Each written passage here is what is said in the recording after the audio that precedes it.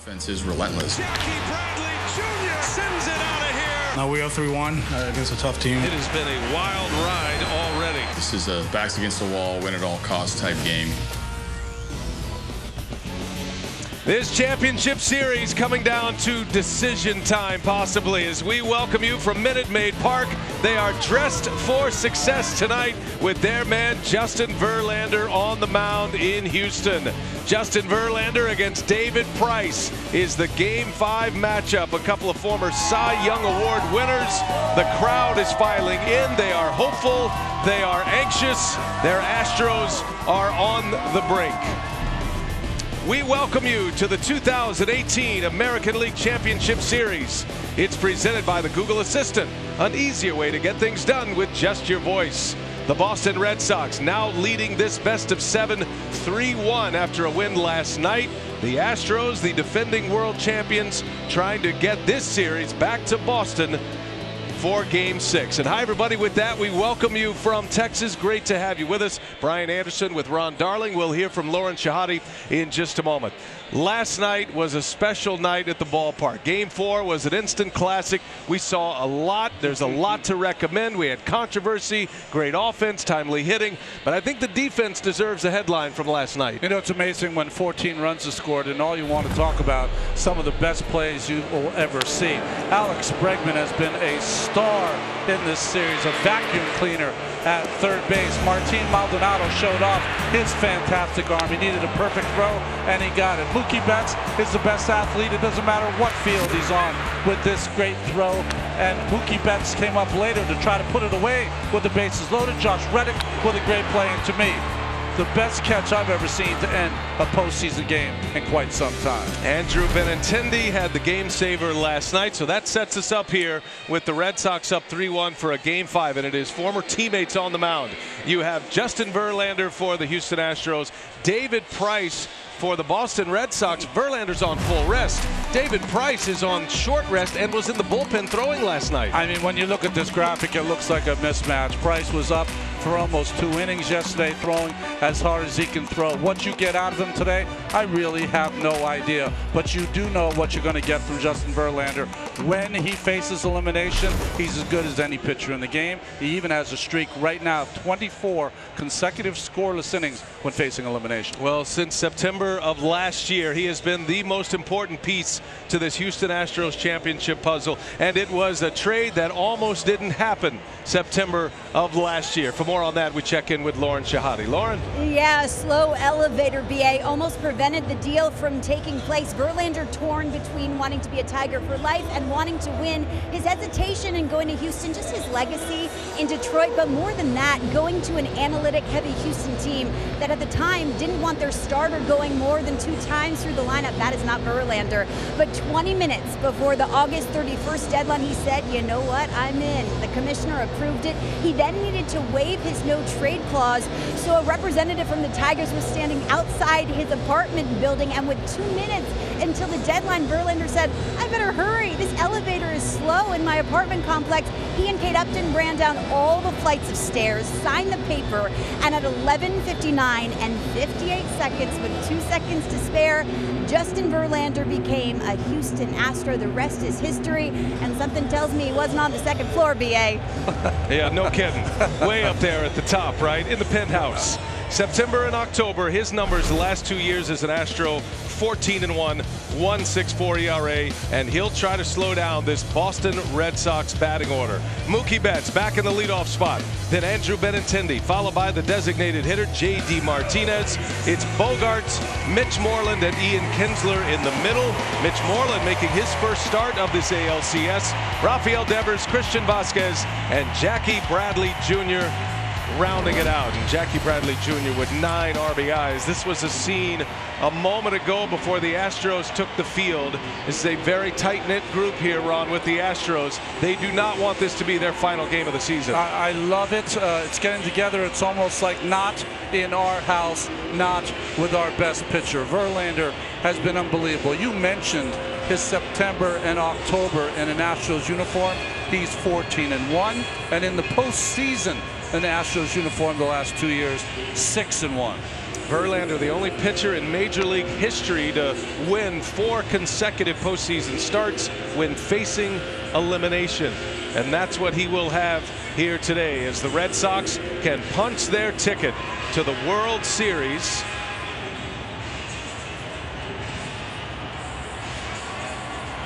Defensively behind Verlander, some changes.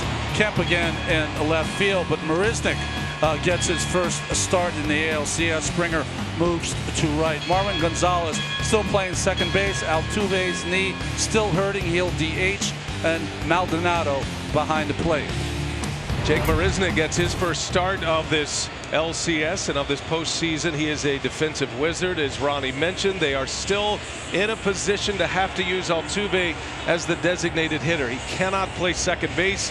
He has an injured right knee. He's been swinging the bat well, but it has affected the lineup for A.J. Hinch. The slide he had on the double to left field in last night's game aggravated it enough that he can't play at the defensive side. Mookie Betts ready to step in to face Verlander, and we are just about set for Game 5. Boston, with a win today, would be their 4th trip to the World Series in the last 15 years. When 86 years between World Series victories, of course, from 1918 to 2004. It would be their first trip since the 2013 championship season. And what a moment that Boston has put themselves up for tonight. On the road, they have won their last 4 road games in the postseason. Verlander ready to fire. First pitch is in there for a strike, and away we go. Remember, Verlander won Game 1. Since then, the Red Sox offense has scored 2 runs in the first inning in the last 3 games. They've gotten off to a quick start. And Mookie Betts has been a big part of that. He's 3 for 3, including a hit by pitch in the first innings, and he sends that one a mile high up near the roof line, and that'll be squeezed by Bregman, and that's how the night begins here in Game 5. 1 away for Verlander.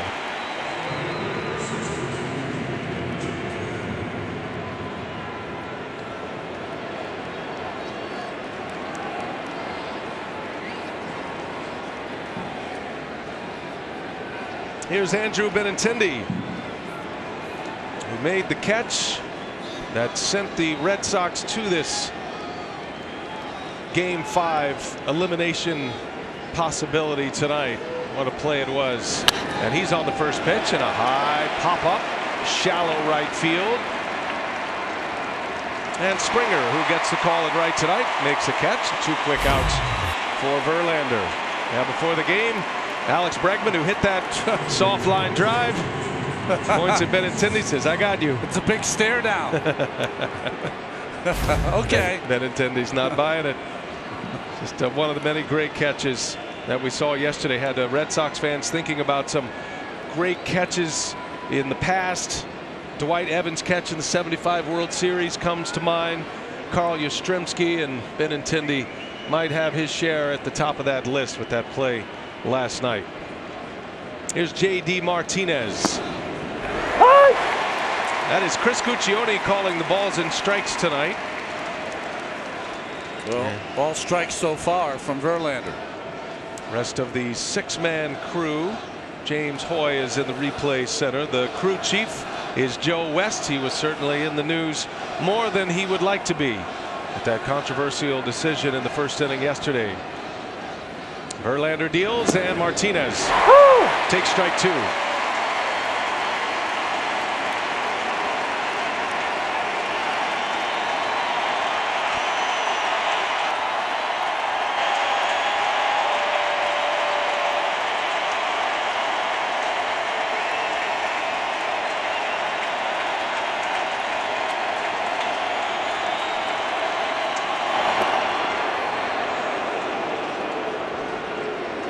First ball from Verlander is his curveball, just off the plate outside. Verlander started Game 1 of this ALCS. He started Game 1 against the Indians in the division series. He had 4 walks in Game 1 at Fenway Park, but got the win. Another breaking ball smothered by Maldonado, and the count will even now at 2-2 on J.D. Martinez. When you think about that start, 5 of his 6 innings were impeccable. He just stalled in the 5th with his control. That's where the walks came. Those were the numbers when it was all said and done. 6 innings, 2 runs, 4 walks.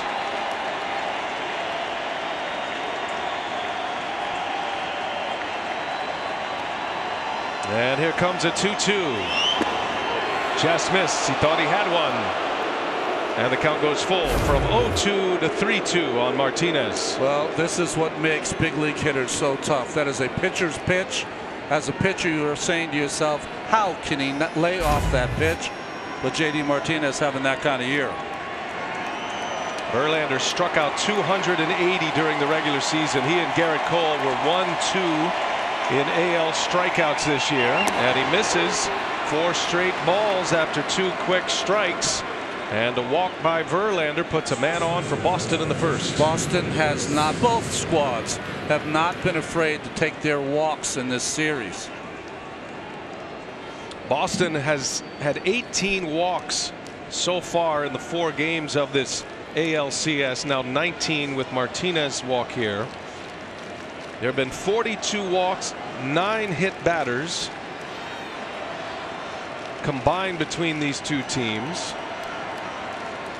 51 total base runners without benefit of a hit.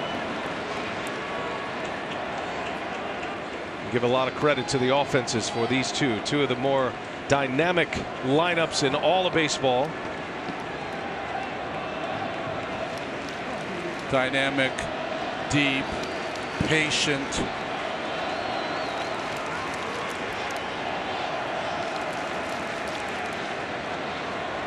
Runner at first, Martinez with Xander Bogaerts at the plate for Boston. Roller over to third base. Bregman's got the stirrups on tonight, and he makes the play the easy way to get out of it. So, Astros coming up.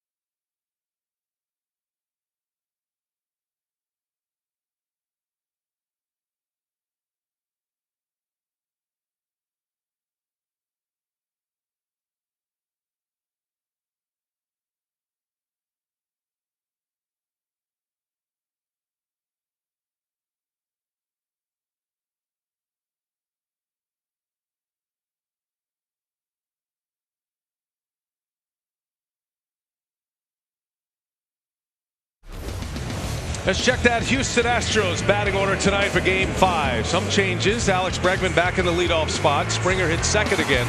And then Altuve in the DH role. Carlos Correa moves up from 7th to 4th. Yuli Gurriel, Marwin Gonzalez, Tony Kemp once again the starter in left field with Maldonado and Jake Mariznick rounding out the starting 9 for Houston. That's the lineup, Ron, that will match up against David Price. Well, I don't think we've ever seen a starting pitcher prepare for his start much like David Price did yesterday. In the bullpen for the last 2 innings, the 8th and the 9th. It'll be interesting to see how much endurance he has for this start against the Astros.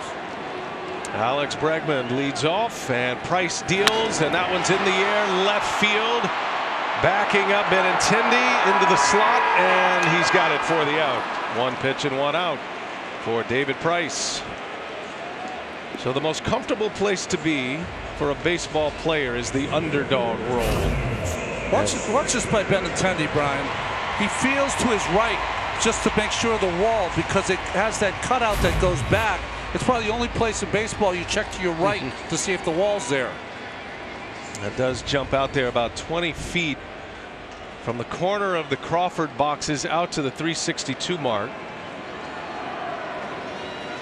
Price facing Springer here with 1 away.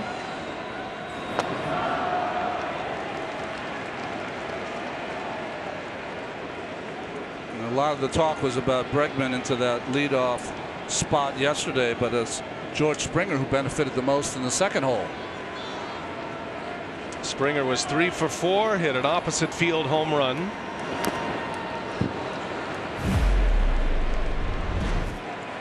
We've noticed it all of the postseason that Springer has been going to the opposite field with power. He's such a strong athlete. He's had 3 doubles in this championship series. That was his first home run. 1 ball, 1 strike. And a big swing and a miss. Got a good fastball going early here, does Price. 94 miles an hour. Yeah, good movement underneath the hands of Springer.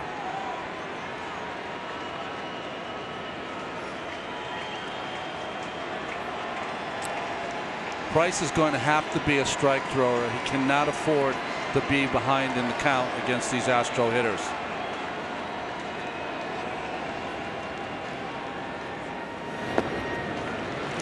You know, there was a day David Price could occasionally be 2-1 and 3-1 and just throw the ball 97 down the middle. Those days are done. Different kind of pitcher now. It's only the 3rd time in his career he's pitched on 3 days rest. Previous 2 starts came after a relief appearance, not a start. And it's not just that he's pitching on 3 days rest. The warm-ups in the bullpen, those count. They count all those tosses down there. And as Craig Kimbrell was struggling, Price was in full 5th gear, ready to come into a game. So it put a little question on whether Price was going to be able to start Game 5 or not. We speculated last night it might take him out of that role, but Alex Cora told us before the game, shortly after the game, David Price said, "I'm good to go. I'll go as long as you can." When he saw him on the field when they were shaking hands, he told him, "You got tomorrow." 2 balls, 2 strikes on Springer.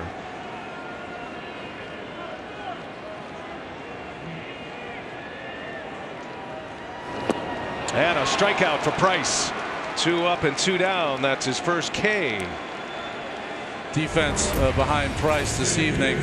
You know that outfield defense. You've seen it in this series. I want to focus on Mitch Moreland. Gold Glove winner in 2016. Hasn't played in 11 days because he hurt his hamstring. I was watching him before the game take ground balls. He was moving very nicely over there at first. An excellent glove man. He makes every infielder better as well. Steve Pearce has done a nice job over there in the absence of Moreland, who's been out with a hamstring injury. He's been hitting in this LCS. Pinch hit appearances in each of the first 4 games. Stretch Pearce. That's right. He is the king of the stretch. And he's done a good job for them. Moreland was injured in Game 2 of the division series against the Yankees, trying to score a run. He did score a run, but has not been in the field since until tonight. Jose Altuve, speaking of banged up players, nursing a sore right knee. And for more on Altuve, let's check in with Lauren Shahadi. What do you have, Lauren? Yeah, Hinch was asked why he kept him in the lineup. AJ said, you should try to live with someone pulling your heart out of your body and see how long you live. We're not living without Jose. He's our heart and soul. If it was the regular season, he wouldn't be playing, but you're going to have to drag him off the field, and I applaud him for that. Very graphic metaphor there by AJ Hinch. That's right. But he is the guy in the middle of the lineup, in the middle of the clubhouse, in the middle of all the action. Well, when you think about it, the reason he's the heart and soul is because he went through all the lean years and was the best player, and maybe one of the only reasons to come see the Astros for such a long time. He was called up in 2011. That was in the middle of a 106 loss season.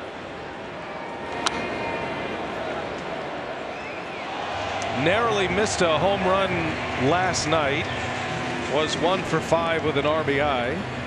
Has 4 hits in this championship series. Had a home run in the division series against Cleveland. Astros swept Cleveland. Then they won the first game of this ALCS. But Boston has won the last 3. And on the doorstep of a World Series appearance tonight.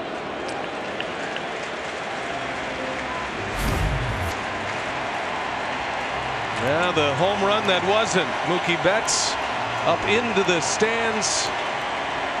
It has been much discussed. You've probably seen that highlight often today.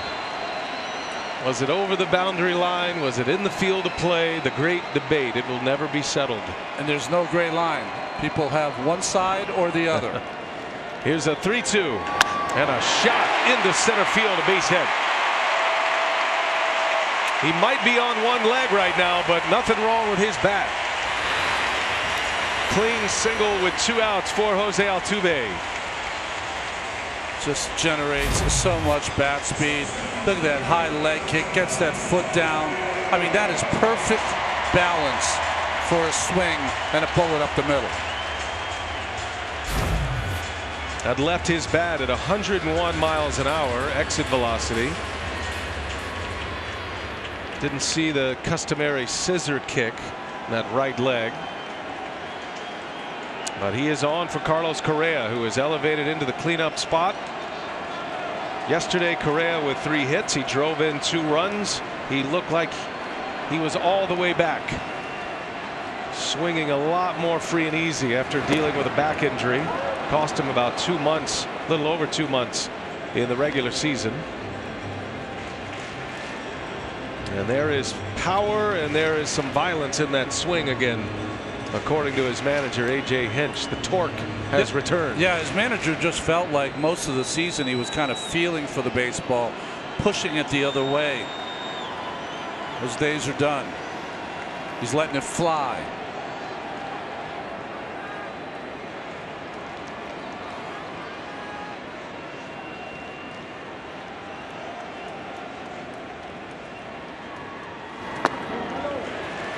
So you can see what Price is doing and what he's trying to do here in the first inning. He's trying to play that seesaw game of hard in against these right-hand hitters and that changeup away. Throwing those for strikes will be his key.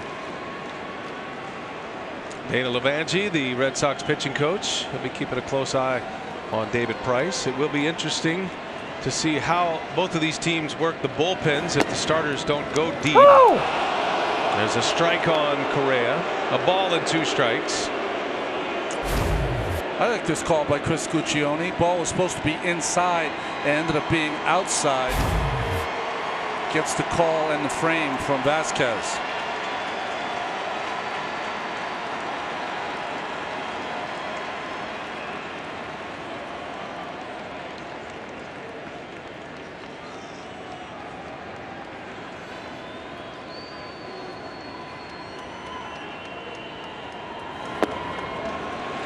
Two and 2 on Correa.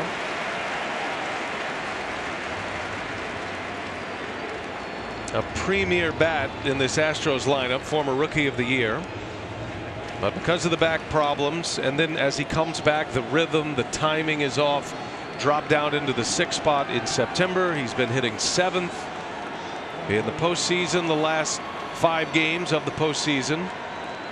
But he's in the cleanup spot tonight as he takes a call. Strike 3. David Price has excellent command to start. 2 strikeouts in the first for Price. No score as we go to the 2nd.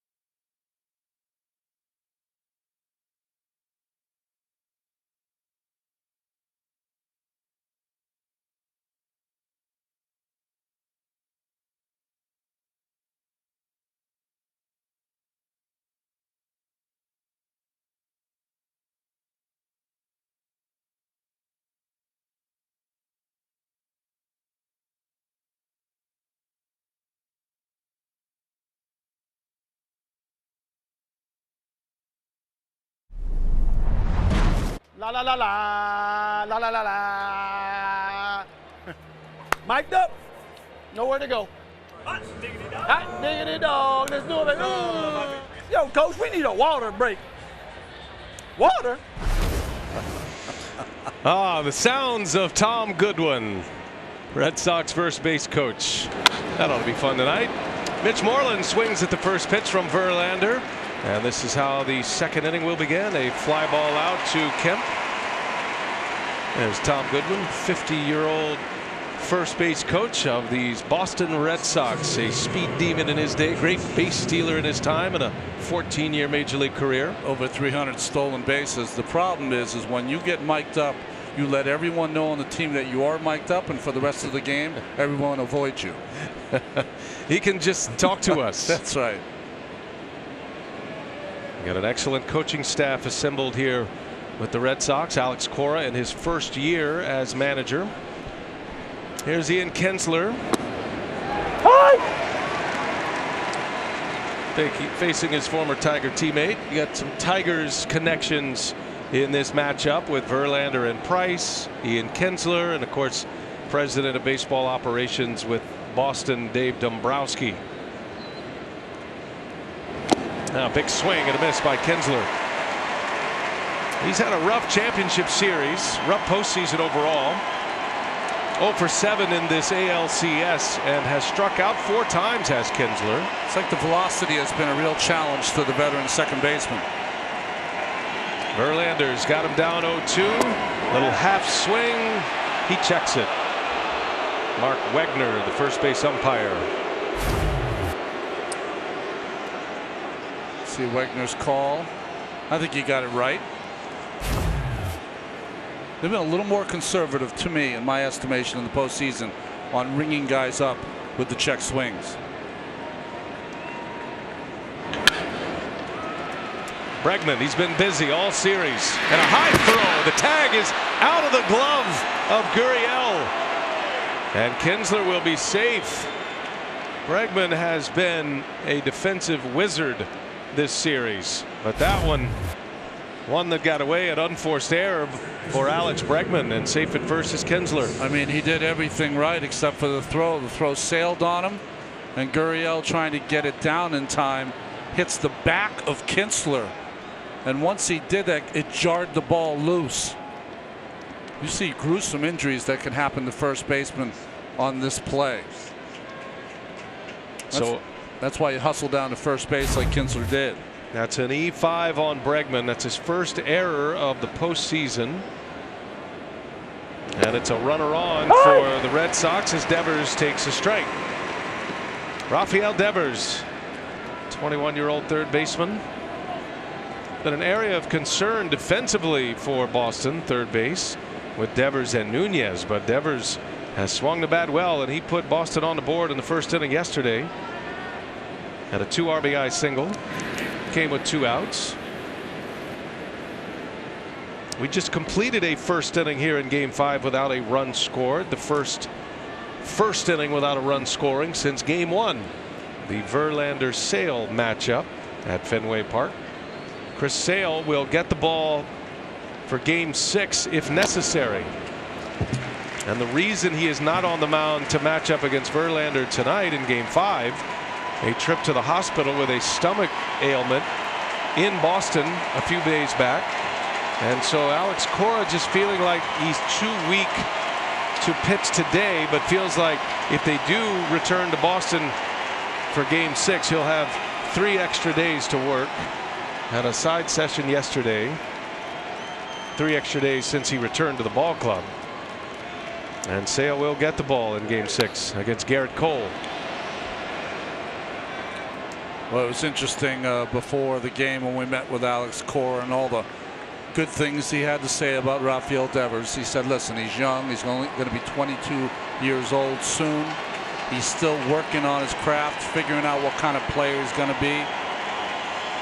Had some tough times this summer, but he said he expects big things from this young man as he moves forward.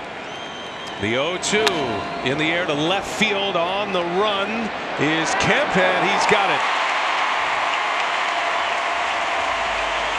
Like he jumped over a curb right there. The line between the grass and the warning track. Leapt over it to make the play. He's actually done a nice job in left field, Tony Kemp. As he went back on this baseball, you can see sometimes you get lost as an outfielder where you are on those Crawford boxes. So if he was just 10 feet to his left, he had that leap because he was anticipating maybe his back hitting the wall. Able to square his body, make the catch. He's had some nice catches. One up against the wall, leaping up against that wall. Christian Vasquez now with 2 away. Kinsler the runner at first, reaches on an error, and there's a strike from Verlander. Well, Vasquez had the big hit in the 6th inning that really no one talked about in yesterday's game, off the glove of Springer. And that allowed Jackie Bradley Jr. to come up and hit that 2-run home run off Josh James. Gave Boston the lead they would not relinquish.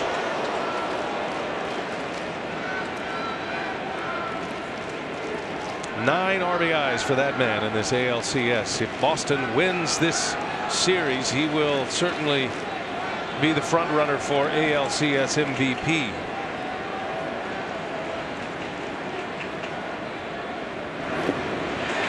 Nasty slider from Verlander, and it's 0-2 on Vasquez.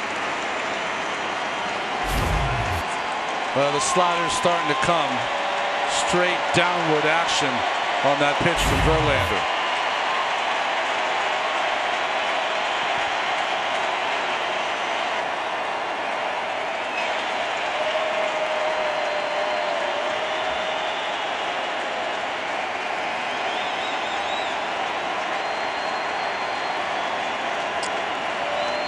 You see Verlander go to his glove, just saying to Maldonado, I couldn't see the signs.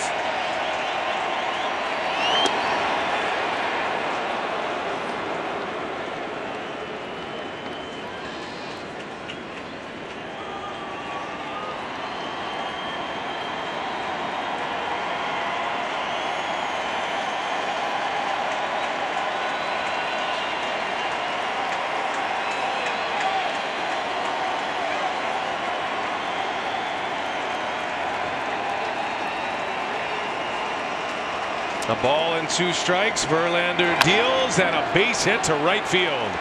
Vasquez with a single. Kinsler will stop at second base. It's a 2-out hit. It's the second consecutive inning for Boston with a 2-out base runner. How many times have we seen Vasquez hit the ball to the right side? A base hit here, the double to right center in last night's game. He had the big home run in the DS against the Yankees to right field. This Red Sox lineup just so impressive up and down 1 through 9. They battle, especially with 2 strikes. You realize that is their 15th hit of this LCS with 2 strikes. They are 15 for 33 with 2 strikes and a count. 15 of their first 33 hits with 2 strikes. Impressive. Jackie Bradley Jr., who has made the most of his 3 hits, has 9 runs batted in.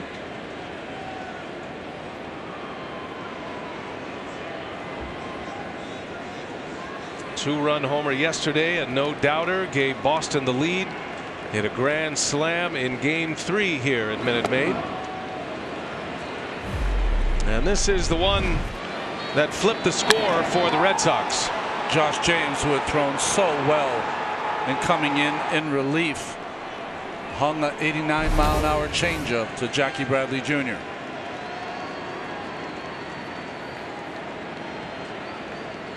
Hitting out of the 9 spot in the batting order. Great production. You almost look at it as a second leadoff man. Not in this situation. This is a run producing role here. But Correa likes that speed, likes his ability. Hitting in front of Mookie Betts as the lineup turns over. As you take a look at James, he's back in the bullpen tonight.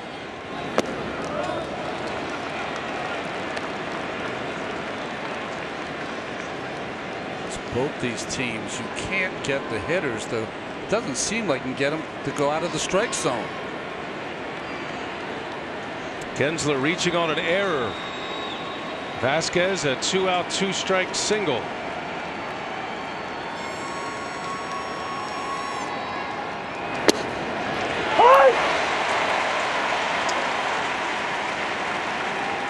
Mookie Betts on deck. Remember the home run that Bradley Jr. hit off Roberto Osuna? He said, Osuna said, I would throw that pitch 100 more times because he's used to getting him with high velocity. Bradley Jr. now is catching up to high velocity. They've scored a ton of runs with 2 outs in this series thus far. Can't quite catch up to that one. He's a tick late, fouls it away. Now it's 3-2.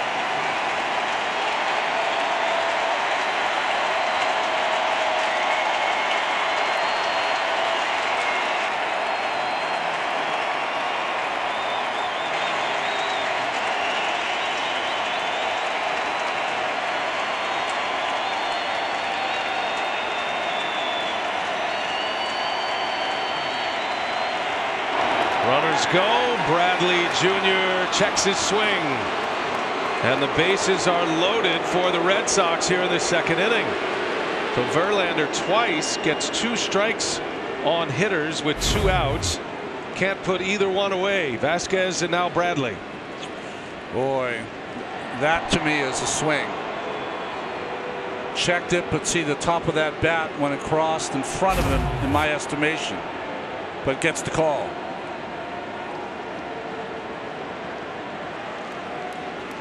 th walk now in this series for the Red Sox, and this inning started with the error by the third baseman Bregman.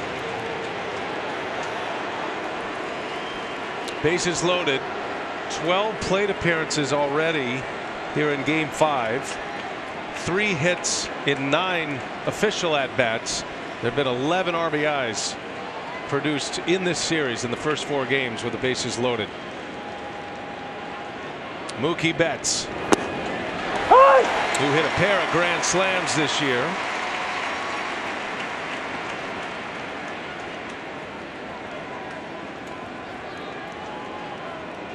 Betts now 5 for 19 in the championship series. Did have a couple of doubles. Had a hit yesterday, scored 2 runs. Big chance for Boston early. And Verlander misses with the curveball. 1 ball, 1 strike.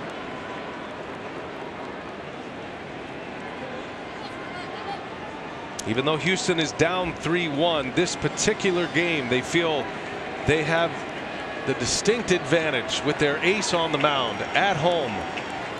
Verlander on full rest.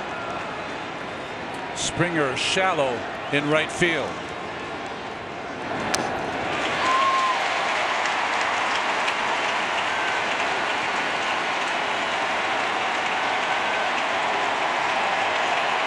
Third consecutive hitter to 2 strikes with 2 outs in this inning for Verlander.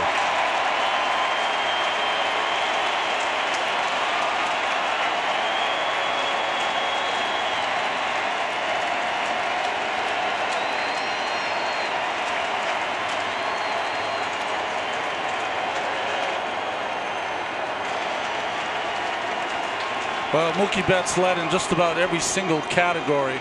346 average, but also led with 2 strike hits. 83 of them this year led the majors. The batting champion in the American League. Likely MVP in the AL. Big spot for Boston. The 1-2 and a swing and a miss. Verlander strikes him out to end the inning.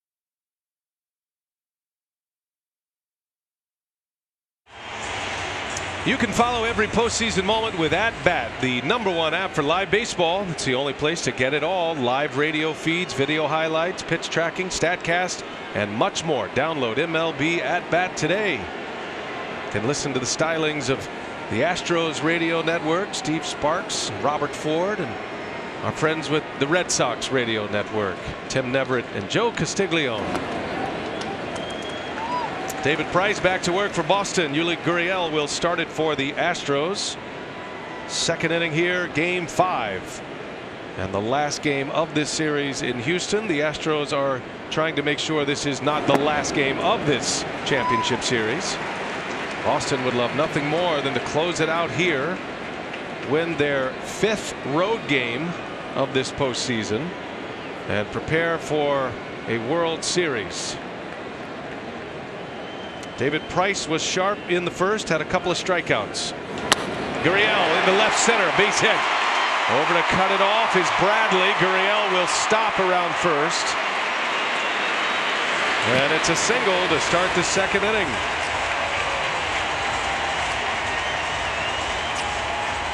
I mean, every pitcher in baseball tries to fight not getting behind hitters, but in postseason, so important. And David Price got behind Gurriel. 2-0, had to come in with the fastball. Gurriel almost split this gap, but Bradley Jr. got on it so quickly and held him to a single. Checking his defensive alignment card. All these Red Sox have one. As Marwin Gonzalez, the switch hitter, will bat. He's at second base once again tonight. He's played mostly left field until the last 3 games. Mostly left field in the postseason in his career. He's been the starter at second base the last 3. Hit a home run off David Price in game 2. And he rips that one foul. Jumped out ahead of it.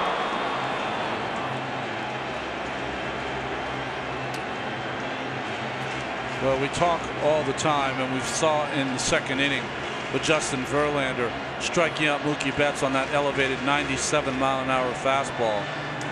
David Price is a little different right now in his career.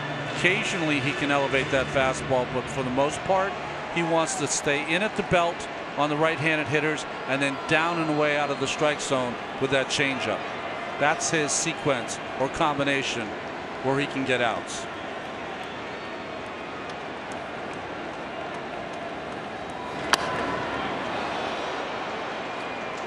Interesting when you watch David Price in his glove as he's feeling for that ball.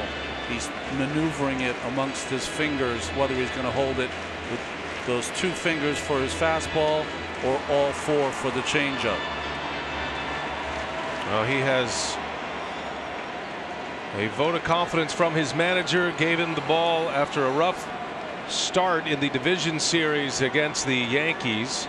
Got the ball in game 2. Went 4 2/3 in that one.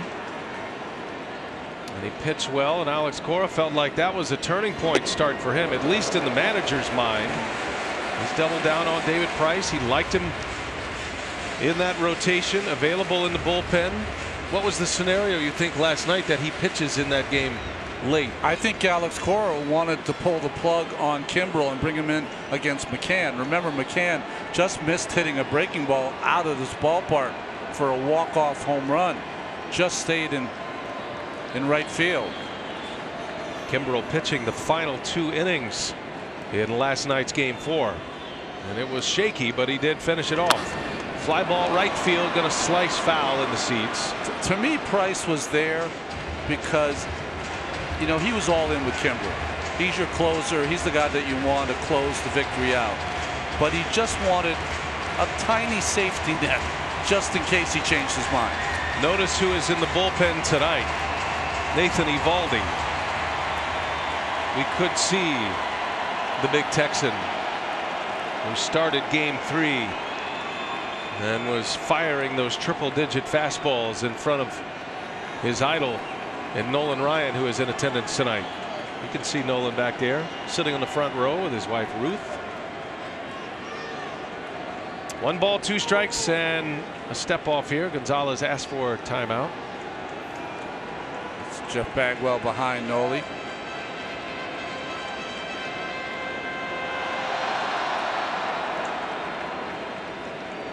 scary to think that Nolan Ryan's actually closer to home plate from that seat than he was from the mound. He was intimidating enough from 60 feet 6 inches. Exactly. 1 ball, 2 strikes. I wonder when Josh James was throwing 102 yesterday if Nolan was just saying, oh, that's what it looks like.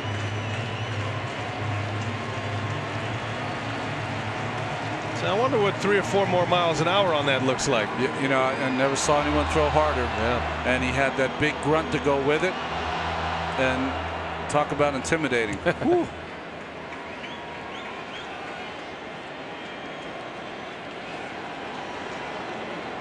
Never be another career like Nolan Ryan's, the strikeout king. A ball and 2 strikes. Gonzalez is hanging tough. And that one's in the air to right field. Betts will ease over. Gurriel's going to go back and tag, and no chance he'll be running on Mookie Betts. I don't think the Astros are going to be challenging Mookie Betts any longer after last night.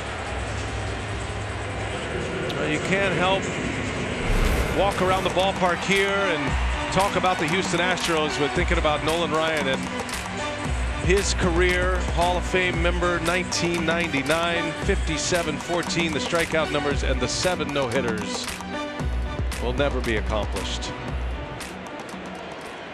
Angels, the Mets, the Angels, the Astros, then to the Rangers. I mean, think about it. He had complete game victories where he threw over 200 pitches in the game and then pitched 3 days later. His son Reed is the president of this ball club. Does a great job here. A strike to Kemp.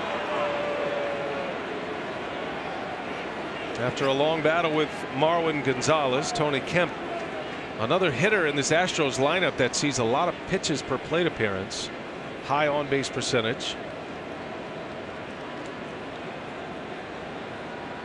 This would not normally be a Tony Kemp day with a left-handed starter on the mound, but because Altuve cannot play in the field, he's in there.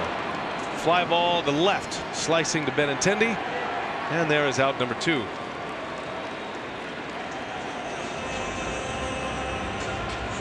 Gurriel, who had a leadoff single, still at first base. Price will face Martin Maldonado.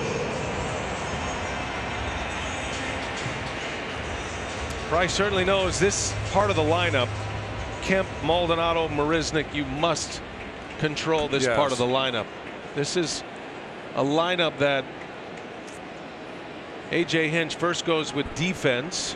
Then you add the injury of Altuve, forcing Kemp into left field, trusting Justin Verlander to make this a low-scoring game.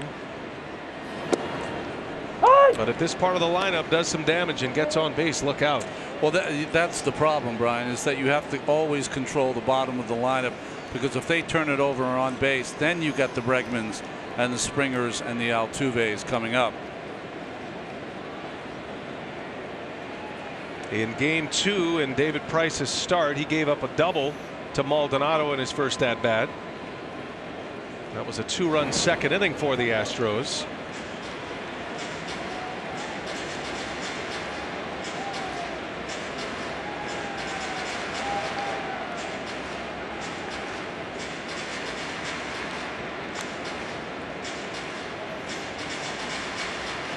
Mariznick on deck. He's only had 1 at bat in the postseason. 2 men are out. 2 hits for Houston. Altuve and Gurriel with singles.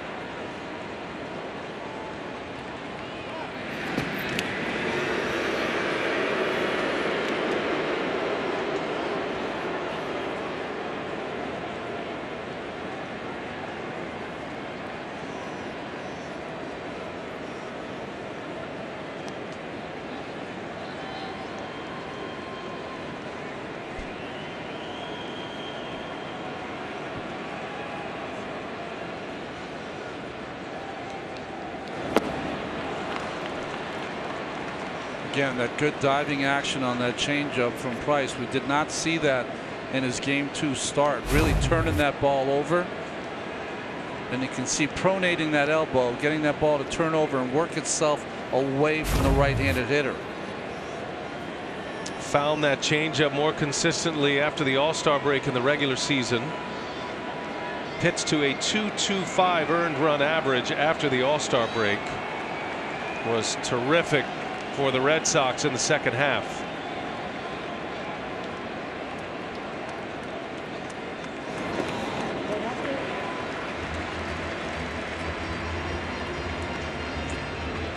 Always the issue with pitchers who want to use that changeup and get a lot of swing and misses or the ball put in play.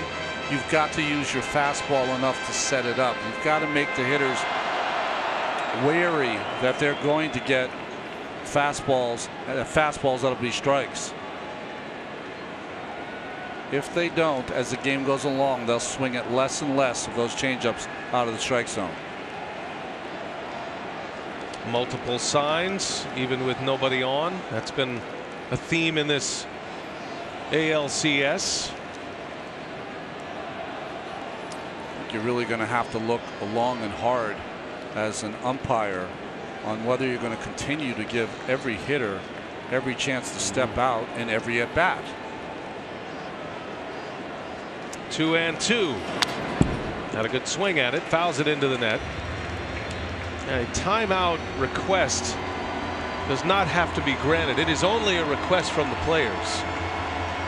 I understand it. You know, the hitters definitely want to get everything right before they get in the box, and if they feel rushed or hurried or are not sure what they think they're going to get, they want to step out.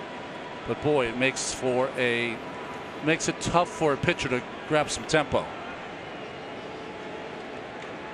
That's the battle, I guess. 2-2 on the Astros catcher Martin Maldonado. 2 outs. Price deals, and it's a called strike 3. Little delayed call back there by Guccione. Vasquez pops the tag on him to secure it. David Price has 2 scoreless on the board.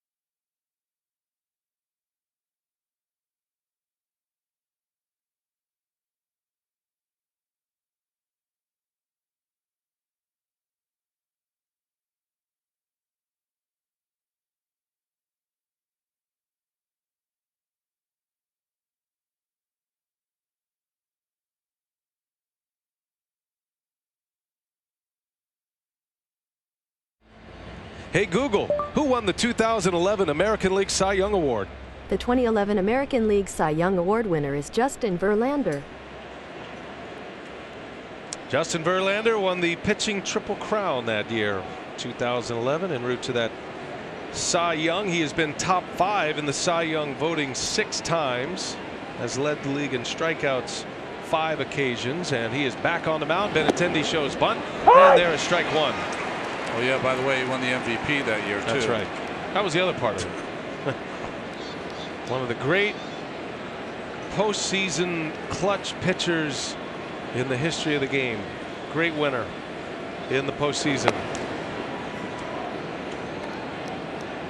So Verlander has not allowed a run in his last 26 innings in the postseason in his starts when facing elimination. So those big games in the postseason, they're even more when you're facing elimination. He's been at his best. Benintendi chased one, and it's 1-2. We saw Betts chase one to end the second inning, and Benintendi chasing one here. A ball and 2 strikes. Benintendi flew out to right field his last time up.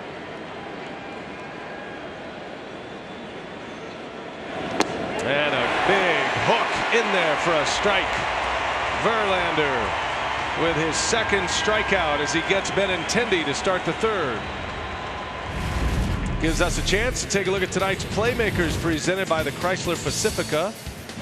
And the Red Sox on the road, 4-0, 2 wins at Yankee Stadium, including the closeout game in the division series, winning the first 2 here against the Astros. 9 runs per game in road games so far this postseason.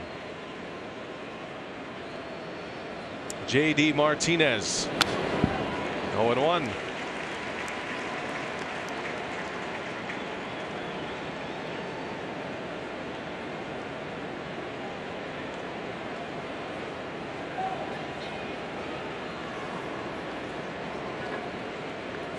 Verlander 4th all-time most postseason wins. Andy Pettitte 19, John Smoltz 15, Tom Glavine with 14, and Justin Verlander got his 13th in Game 1. Just past Roger Clemens with his win in Game 1 at Fenway. He's got Martinez 0-2. Red Sox had the bases loaded in the second inning.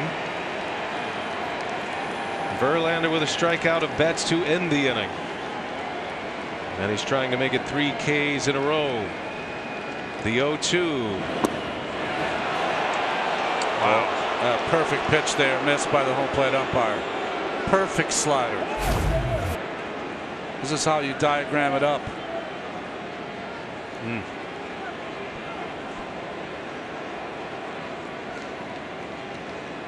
A little tiny dot on that slider by Verlander.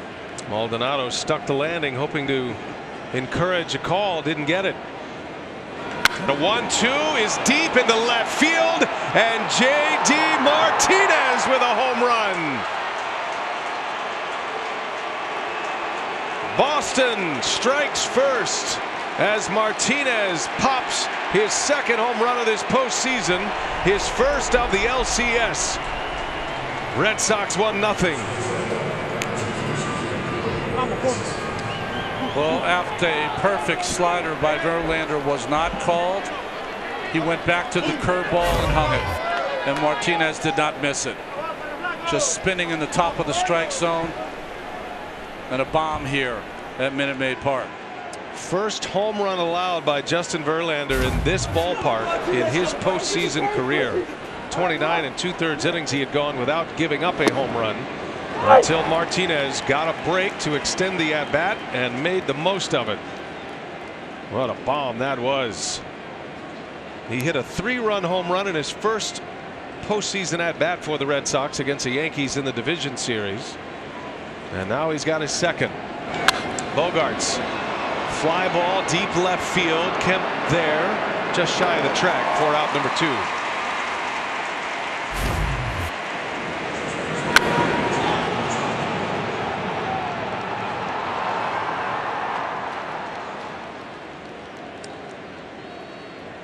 I mean, he had his eyeballs all over the home plate umpire after giving up that home run. Didn't say anything though.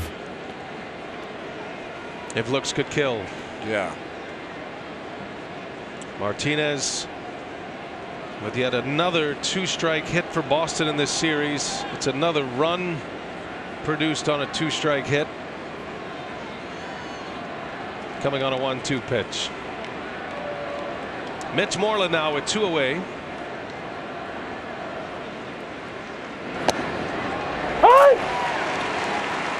So we talked about this a little earlier, Ron, but the best way to play this game is free and easy, right? When it's not like football, it's not like basketball where tension helps. Tension, you can't go aggressive, you can't go hard.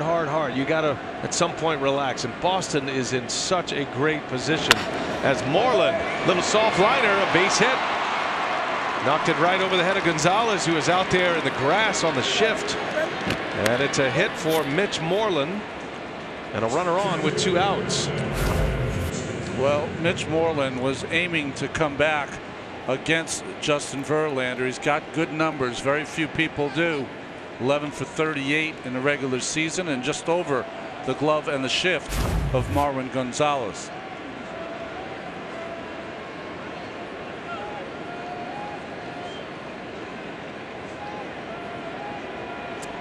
Ian Kinsler now reached on an error in the 2nd inning.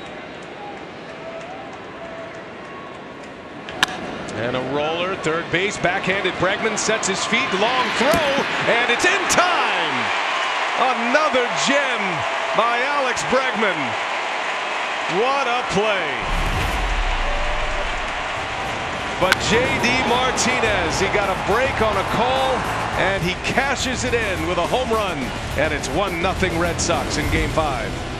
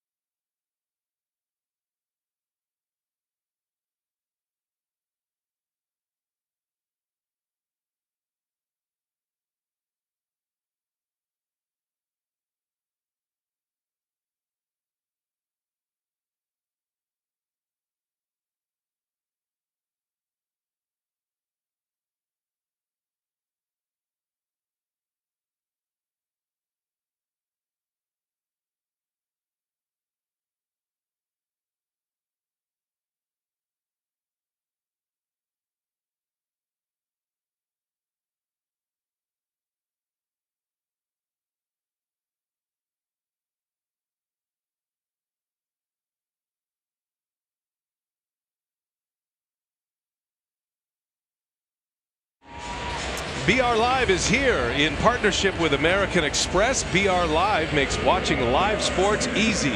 Download to discover now, live over everything. Minute Maid Park in Houston. What a play by Bregman to end the inning in the 3rd. Well, we've seen this all series long. Didn't realize how strong his arm was, although he played it on a hop here. And Correa with the pick. He does have an error. His first error of the postseason came in the second inning. Verlander threw 14 extra pitches in that inning. And after what would have been the final out minus the error, you certainly don't argue with that, because Bregman has saved a lot more runs and hits than he has allowed base runners via the E. First postseason start for Jake Mariznick since the 2015 season. A supremely gifted outfielder. And A.J. just hoping for a little bit of offense out of him in this game 5. What were his exact words? He hopes Jake can run into one. Got some power. Vital for David Price to put up a 0. Not only for the Sox, but for himself. And a pop up. Long run for Kinsler. Betts is over as well. He'll make the call and the catch for out number 1. Moments ago, Lauren Shahadi caught up with the Red Sox manager, Alex Cora. Alex, you told me command is key for Price. Are you seeing what you hope for? Yeah, using the fastball in different spots, bringing back that two-seamer to righties. So far, so good. He warmed up in the bullpen last night. How much length can he give you? We'll see. I mean, it's a full go with him. He knew 3 days ago. Yesterday, I know he got ready for the 9s, but he didn't throw too many pitches. Thanks. Thank you. The birthday boy, the manager of the Red Sox, celebrating his 43rd birthday today, and he took a quick peek at that scoreboard. Well, he's got 2 innings under his belt. Well, I was thinking, whenever a manager pauses like that, his first thought is, well, I want him to go, 7 or 8. That's what I'd like. Probably not going to happen. Remember in game 2, Price got 2 runs in the bottom of the first by his teammates and gave him right back in the top of the second. Doesn't want to do that here. Alex Bregman with 1 away takes a strike.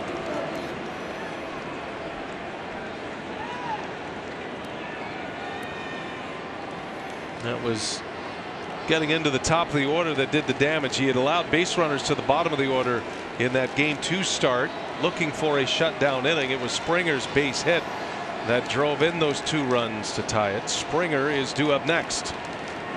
Bregman out in front, and a strikeout for David Price. I beg your pardon. Just 2 strikes. 1 and 2 the count. Remember that base hit by Springer was that jam shot that he hit the right field that drove in both runs. Good change up there. Another good one by Price. 3-strike league.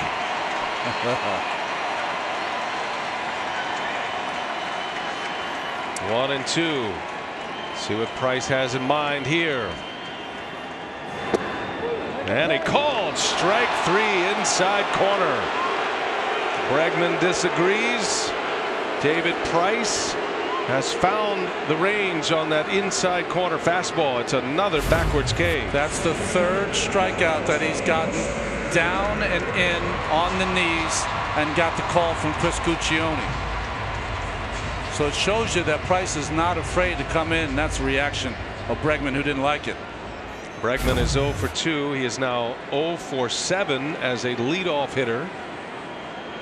And Price with 4 strikeouts. 3 called strike 3s. Here is Springer with 2 outs.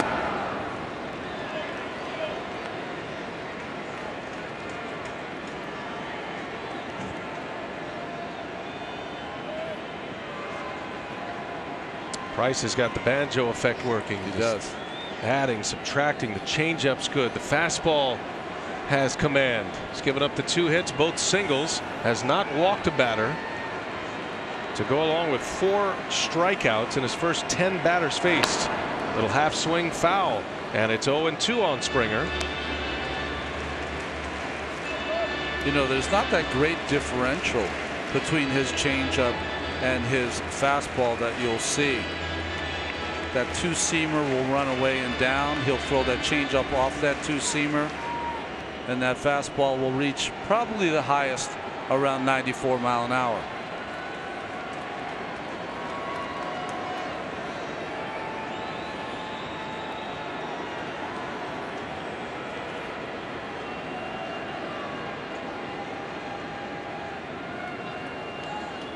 The 0-2. Looked like Vasquez was set up inside. Price misses up and away. It's one of the harder fastballs he's thrown today at 95 miles an hour.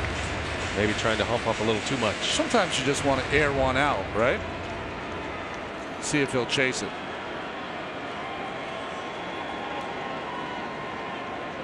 He looks calm. Pitching in that modified windup. Tweaked his mechanics a little bit for that second half surge. That was right down the middle. And Price mad at himself. Well, that ball was supposed to be that cut fastball down and away. You remember he made a couple of mistakes to the Yankees in the division series with that pitch.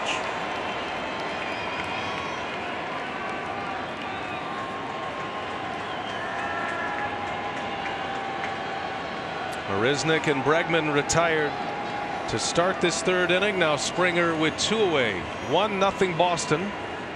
And a ground ball to Bogarts. And David Price gets that shutdown inning. 3 up, 3 down, has another K.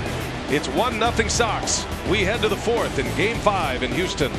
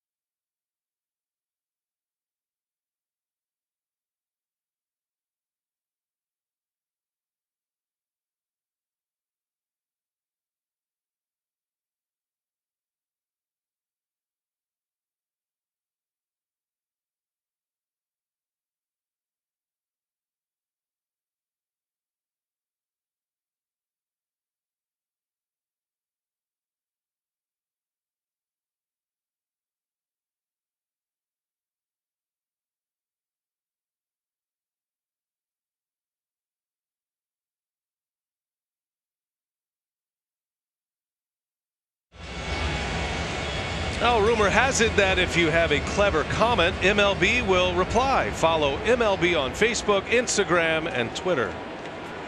Clever comment, not mean. Don't be mean. There's enough mean in the world. Clever works. Justin Verlander back on the mound. He has given up a run, a home run to Martinez. Came with 1 out last inning. JD Martinez with his first ALCS home run. Rafael Devers will start it. Bottom of the order for Boston. Devers, Vasquez, and Jackie Bradley Jr. Well, this is a tough league. When you've watched Verlander throw so far, his velocity is great, 95 plus. His breaking ball has been good, and he's made 1 mistake, and then it cost him. And he felt like he had a ring up on Martinez on the 0-2 pitch. Didn't get the call. And then Martinez launches one out, hit the back wall behind the Crawford boxes. A long home run. 1 ball, 1 strike. Devers fouls it back. And it's 1-2.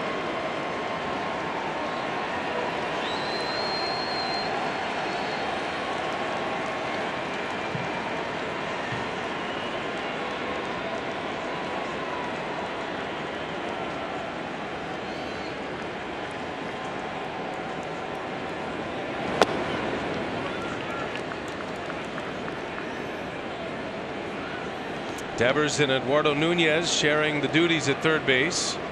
A left-right combo. Devers gets to start here against Verlander.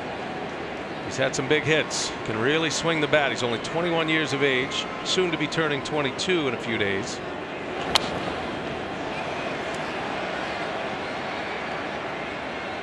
Travis Shaw of the Milwaukee Brewers has thrived in his last 2 seasons. Back-to-back 30-homer years. He was traded from Boston to Milwaukee primarily because of the young prospect named Devers, who was going to have a spot on the big league roster, and he made it up to the major leagues last season.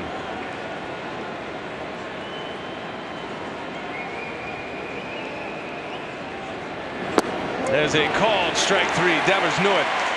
Poured one in, and out number 1 for Verlander.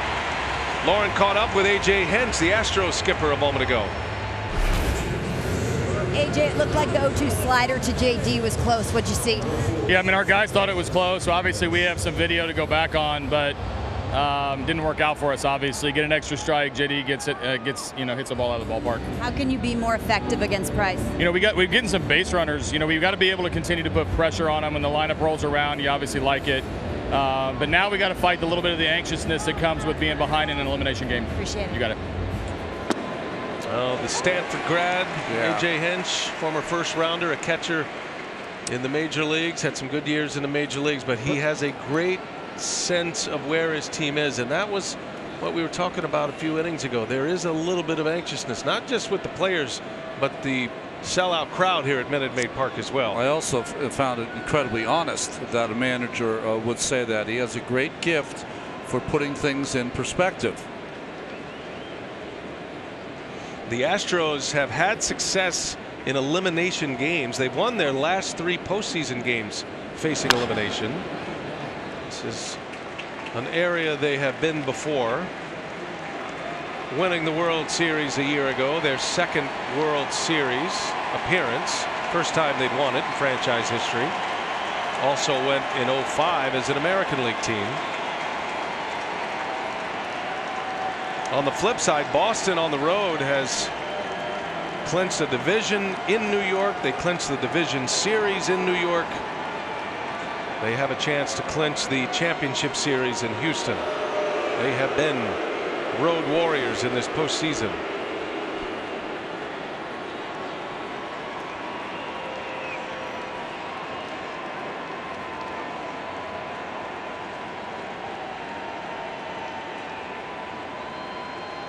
Here's an 0-2 to Vasquez. Crowded him inside, almost hit him. 1 ball, 2 strikes.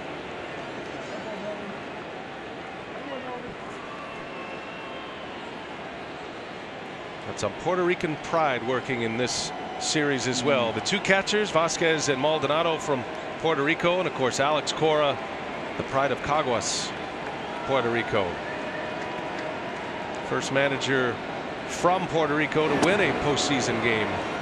Only the 3rd major league manager from Puerto Rico. Eduardo Rodriguez managed the Marlins parts of 2 seasons, 2010-2011. Sandy Alomar managed just 12 games. And then Cora, first to get the full-time job, take a team to the postseason.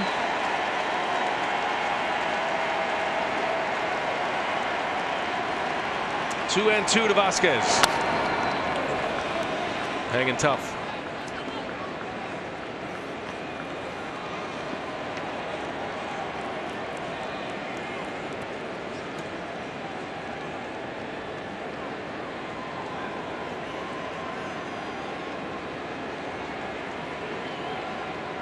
1 year as a bench coach with the Astros.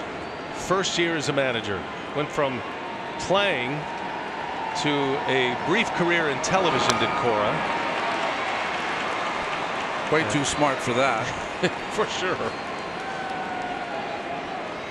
Speaking of, are you going to be managing anywhere next year, Ron? No. I'm going to be right next to you, Brian. Okay. I'd be happy to be your assistant GM. Verlander in a 2-2 count. Red Sox have been tough to shake, though. Pitch count at 59. This will be number 60 as he pitches with 1 out in the 4th. And a 2-2. And he struck him out. Maldonado blocks it. Pops the tag on to Vasquez. And there is out number 2. And Verlander has 4. Back-to-back Ks for JV as we send it down to Lauren. Well, you mentioned Correa's roots. When he signed on with the Red Sox, one of his caveats to taking the job was that the team allow him to take a special Red Sox charter with 10 tons of relief goods to help the victims of Hurricane Maria. They left a Boston snowstorm. Sam Kennedy, Rick Porcello on the plane, Christian Vasquez, Chris Sale met them there. He never forgets where he came from. Well, and as Bradley Jr. and a slide. Nice play by Gurriel. Verlander's there for him. And that will retire the side. Heck of a play over at first. Nicely done. 3 up and 3 down for Verlander. Astros coming up. Bottom of the 4th. Down a run.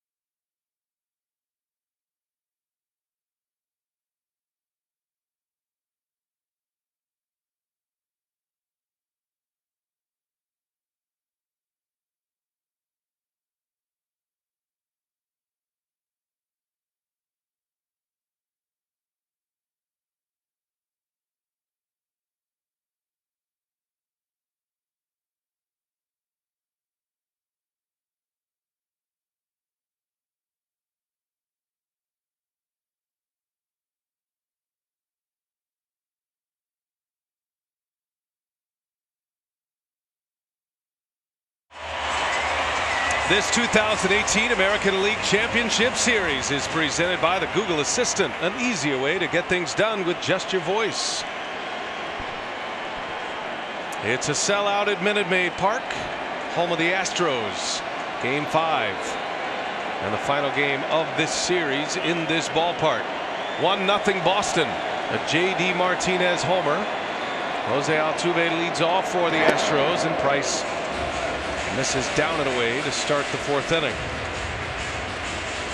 Price has surrendered 2 hits. Those are the only 2 base runners. Gave up a hit to Altuve in the first, a single with 2 outs, and then a leadoff single to Gurriel in the second. That's been it. 4 strikeouts, no walks. Hey!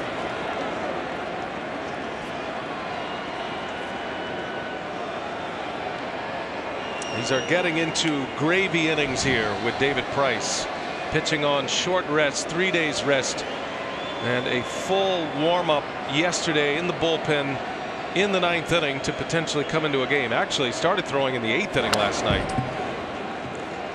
Well, every inning presents its own difficulties. The last inning was the shutdown inning. Your team had given you a run. This inning's difficulties is if you can see your way through hitters 3, 4, and 5, that gets you to the bottom of the order in the 5th inning. And boy, if you can get 5 innings out of Price, that's more than I think anyone anticipated. Bottom of the order for the Astros. Much different look about it tonight than we've seen in this postseason, minus Correa, who is now hitting cleanup, and he is on deck.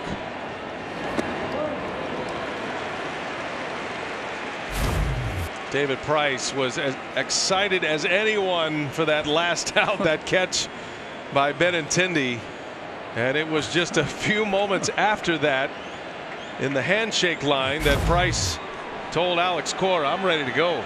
I want the ball in game 5. It was a question mark as we left the air yesterday who was going to pitch game 5. 2-2 to Altuve. Just spoils one foul.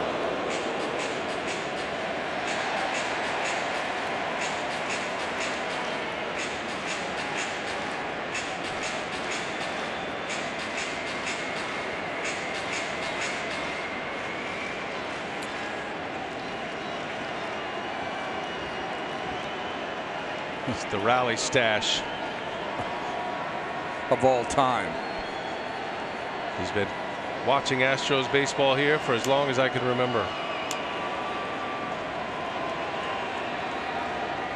And a swing and a miss. David Price spots that fastball on the inside corner again. He picks up his 5th strikeout. Just great sequence of pitching. Fastball up and in got him out, but what was the pitch before? It was a hard fastball sinking away. So set him up and then came inside. The firm 4-seamer. 3 1/3, 5 Ks for Price. He's faced 12 batters and 5 punchouts to no walks. Now it's Correa, a strikeout victim in the 1st inning. This Astros team was the best in the majors against left-handed pitching this year. As a team, they hit for a .275 average against lefties. Had the highest OPS in the major leagues this year against left-handed pitching. Just 8 for 45. I make it 8 for 46 now with the strikeout of Altuve in this ALCS against lefties. And a swing and a miss. Correa out in front. No balls and 2 strikes. Just late 2-seamer taking a little off, and Correa ahead of both pitches.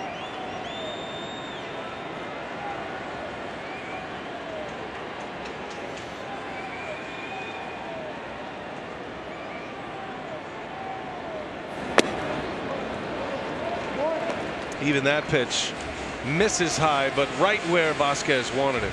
You know, you can tell a lot about a pitcher just from his body language. The body language in game 2 at Fenway Park. Remember him touching his heart, anxious moments. He seems determined, or as determined as I've ever seen him right now. 1 ball, 2 strikes. And it looks like he's getting stronger. That one at 96 miles an hour.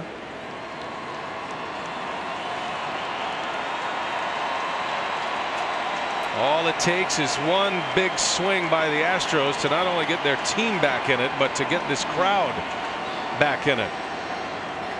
Correa's been hot. 3 hits yesterday. 6 hits in this championship series.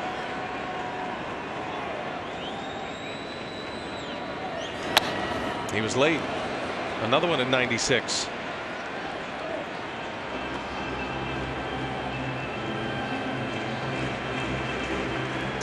Up and in, down and away. pitcher's credo for over 100 years.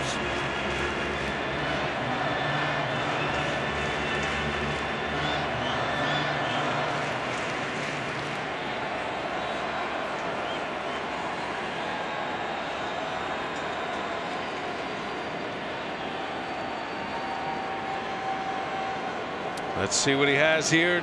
2-2 to Correa. And he struck him out. David Price with back-to-back Ks. He gets Altuve and Correa. 6 punch-outs. Well, he's done it in a lot of different ways. He has done it with his two-seamer. He's done it with a changeup. He's painted away, but mostly it's been his ability to pitch inside with that fastball and surprise these hitters. 4 strikes taken or for strikes swung at up and in. That was an outstanding changeup there to Correa. Here is Gurriel. Had a single to lead off the second inning. And he swings at the first pitch.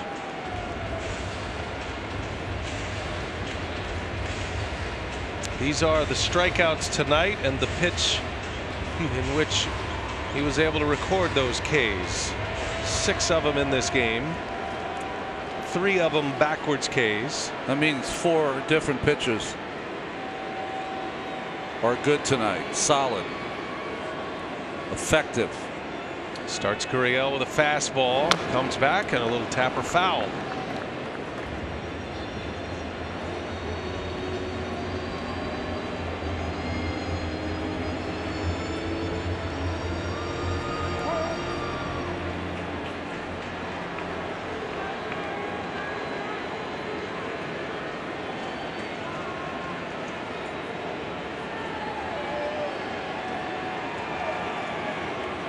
Astros hitters must feel like they are in an 0-2 count every time up. Price has been on the attack. And he's got Gurriel 0-2. Can he strike out the side? Here it comes. And a swing and a foul.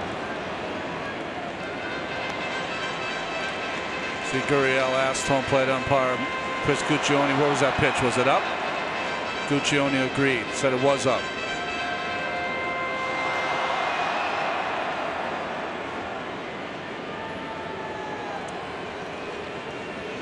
Price had Altuve 1-2 before he struck him out. Had Correa 0-2. Now he's got Gurriel 0-2. 3 of his last 4 outs have been strikeouts. He deals. Gurriel hangs in there.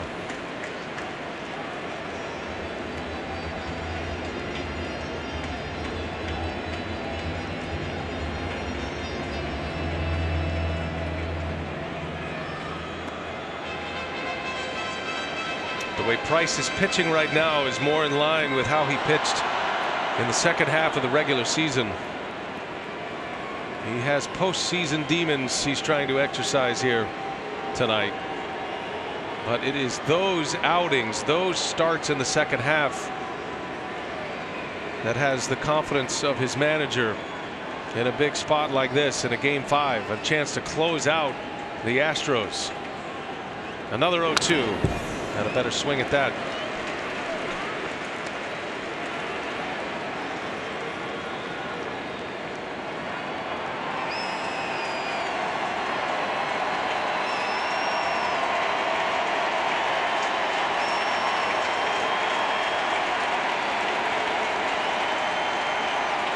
They're trying.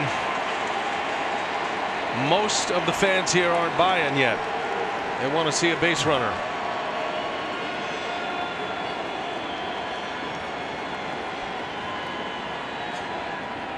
Another 0-2.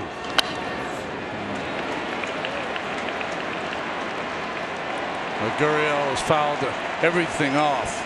His best swings to me have been on that two-seamer or changeup at times down. But you can use that against him. Instead of throwing it down for a strike, throw it in the dirt. See if he'll chase it. Those are the 6 pitches. All 6 of the pitches have been foul balls. 3 changeups, 3 fastballs. Pitch number 7, another 0-2, and he just missed. He's going inside with conviction, though. You can just tell the way he is throwing that baseball. There's no hoping to make a good pitch. It's conviction and letting it go.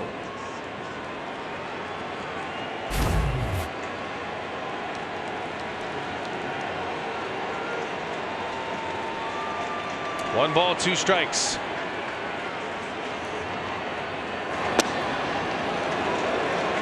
And a count 2-2. 67 pitches for David Price. 46 have been for strikes. It was 0-2. Now it's 2-2.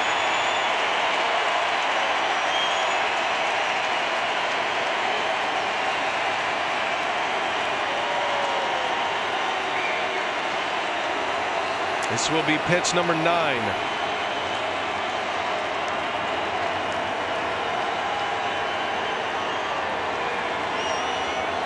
And it's a shot in the left, a base hit. Gonna bounce off the wall. Benintendi fumbles it out there. Gurriel on his way to second. What an at-bat by Yuli Gurriel. 9 pitches. Finally squares one up. Got ahead in his first at bat, hit a 2-0 pitch for a base hit, and here just outweighted David Price and never stopped. Turned it on. It would have been a close play if Benintendi would have come up with it cleanly, but he could not.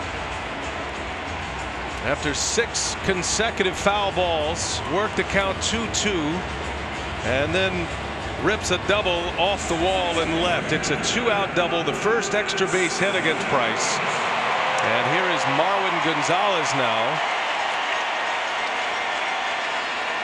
First time tonight the Astros have had a runner in scoring position. And remember, it was Gonzalez in game 2 that got Price. The 2-run home run over the monster.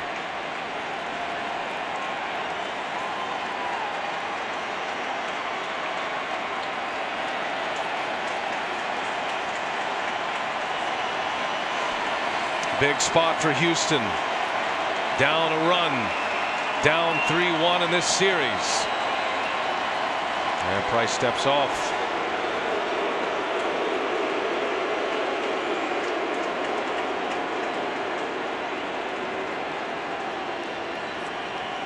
Gurriel 2 for 2, has 2 of the 3 hits.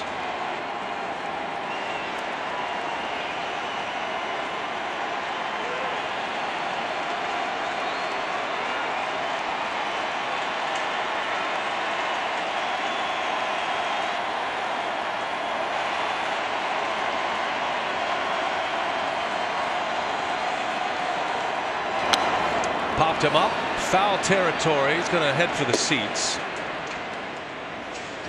And no balls and a strike. Take you back to game 2 at Fenway Park.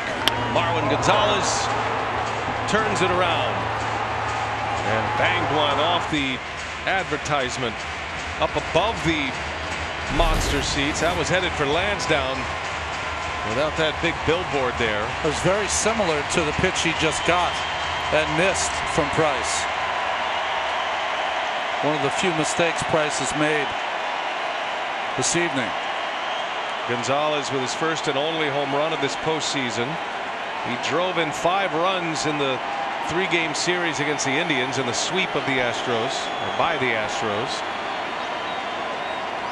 Has 3 RBIs in this championship series. In the dirt, Vasquez keeps it in front, keeps Gurriel at second base. Well, been so impressed with Vasquez in this championship series. He has not only hit, but has been impeccable behind the plate. The ball hit before the plate.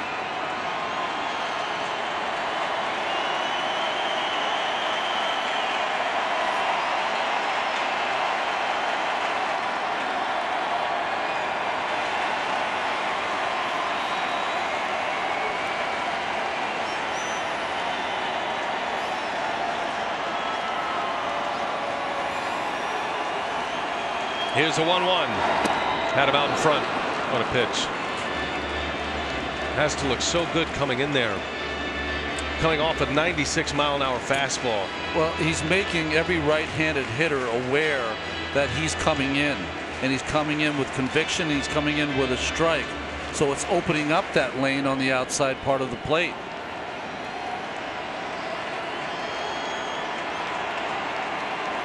Very hard to cover both sides.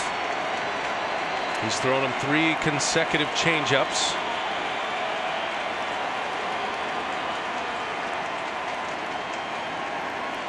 Such a swing inning for Price. We got Kemp due next. If Price gets out of this 4th, he'd have Kemp, Maldonado, and Mariznick if Correa would send it back out for the 5th. Here's a 1-2. And shows him a fastball. Too high to bite. And it's 2-2 now. Not many times you throw the fastball taller than the catcher.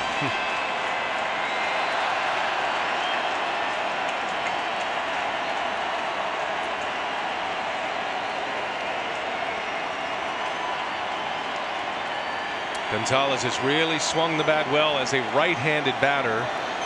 Going back to August, he's 4 for 8 against lefties in this postseason. Terry Francona turned him around 3 times, and he had 3 hits in that division series against the Indians. The overall stats tell you you'd rather have Gonzalez hitting right-handed, but since August 1st to the end of the season, he hit 10 homers as a right-handed batter. Had an OPS over 1,000. It's been the toughest inning in the court so far for Price. 26th pitch coming up.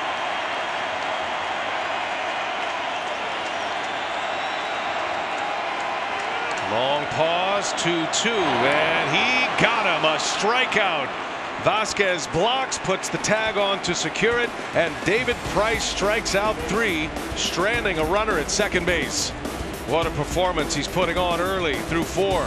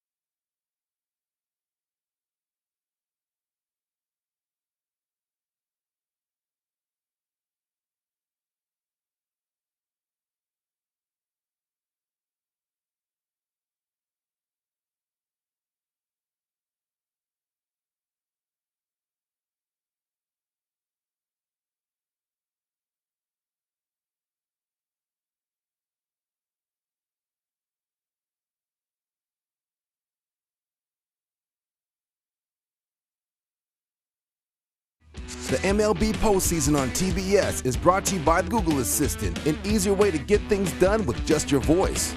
And by steal a base, steal a taco, only at Taco Bell. That swing by J.D. Martinez, the only tally on the board. A home run in the third. Came on a 2-strike pitch off Verlander, and it is 1-0 as we go to the 5th inning now, and Mookie Betts takes a strike. David Price with 7 strikeouts. He's only given up 3 hits, has not walked a batter, and he has shut out the Astros through the first 4 innings.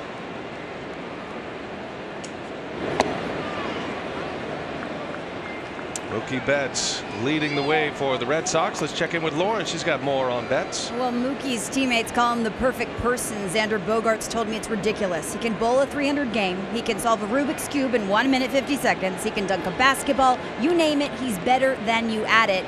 Betts says once he's done with baseball, he'll be a professional bowler. Yeah, that's real. He's a great bowler as he bounces out to Bregman. He is certainly skilled enough to make a run out there on the PBA. A Renaissance man. Great story by Joe Rexroad of the Tennessean, talking about Betts, his upbringing, his mother Diana Collins, his father served in Vietnam, Willie Betts, but his mom was really she was the coach. She's the one who gathered the team, all the little kids together, and encouraged Betts to get involved in all kinds of different activities. One away from Verlander with Benintendi at the plate, and a strike to Benintendi to start. Sounds like most moms I know. That's right. Salute to all the moms out there.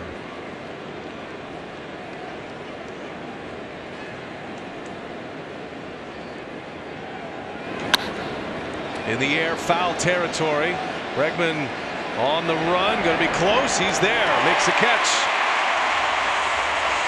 right near the retaining wall, and 2 men are out for Verlander in this 5th inning. Take a look at StatCast, powered by Amazon Web Services. The J.D. Martinez home run. Just that hanging curveball up in the zone. Just put a good swing on it. Got as much power as any right-handed hitter in the game. That came on a 1-2 pitch. The ball in that sequence could have been a ring up for Verlander. He wanted it, didn't get the call, and then Martinez hammers one out. His 2nd postseason home run this year.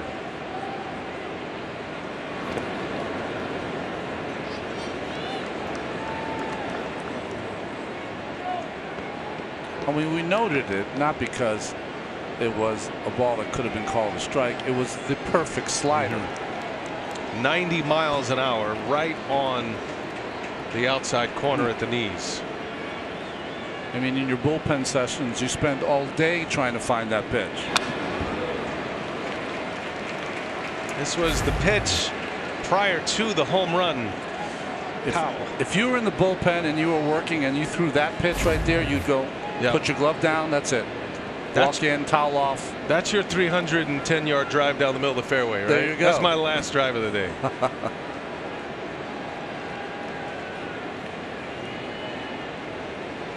One ball, one strike.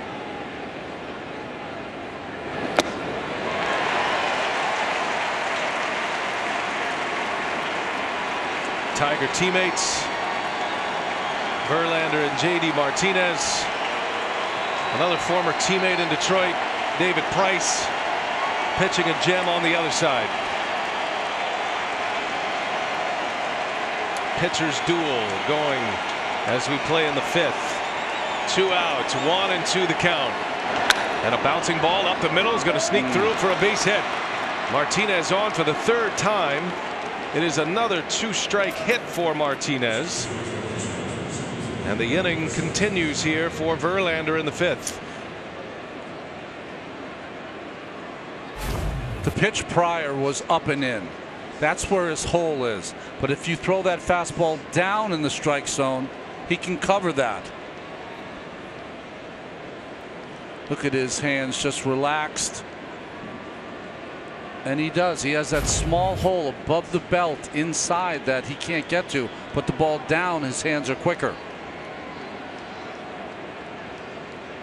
He drew a 2-out walk in the first. Now a 2-out hit brings Bogaerts to the plate.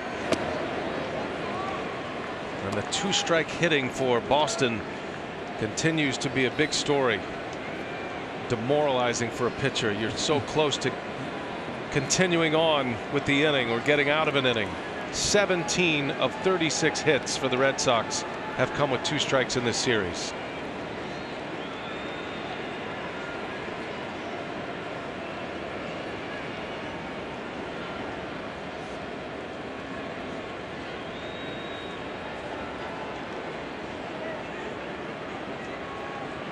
You know, AJ Hinch was talking about the anxiety of a team that is in an elimination game. There's anxiety for a pitcher as great as Verlander is.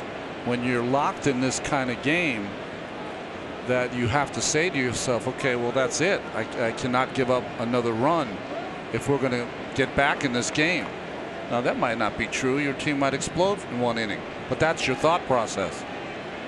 The last 3 elimination games that Verlander has pitched prior to tonight, he had not allowed a run. 3-0 record, no runs in 24 innings in his last 3 elimination games.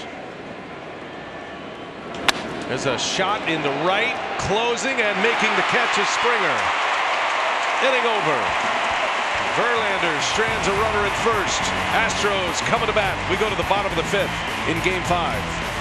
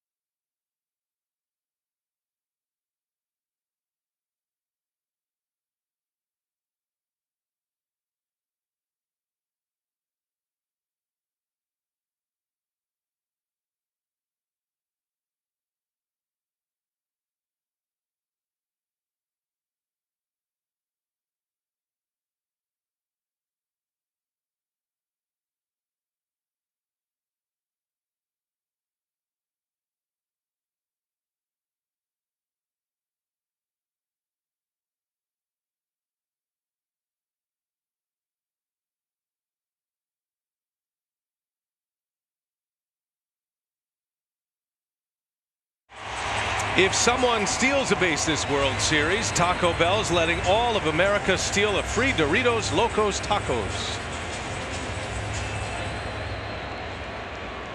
Red Sox trying to become the first team to punch their ticket to the World Series. Dodgers are a win away in the National League. They will have the Brewers at Miller Park tomorrow as that NLCS resumes. 3-1 series advantage for Boston. David Price is pitching a gem. He's got the bottom of the order coming up. Tony Kemp, Martin Maldonado, and Jake Mariznick. A couple of Commodores matching up. Price and Kemp both played their college ball at Vanderbilt.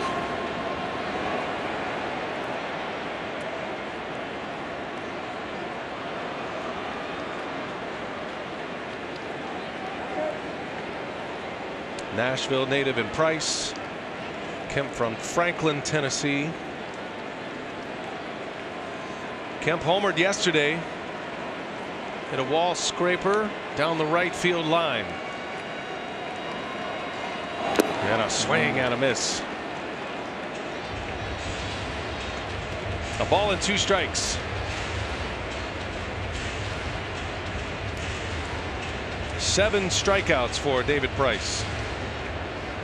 He's had one batter faced with a runner in scoring position. That was Marwin Gonzalez last inning. He struck him out with a runner at second. And he got him. Boy, Price just wipes out Kemp. That is strikeout number 8. Gives us a chance to hear from Casey Stern in our Atlanta studios. Casey.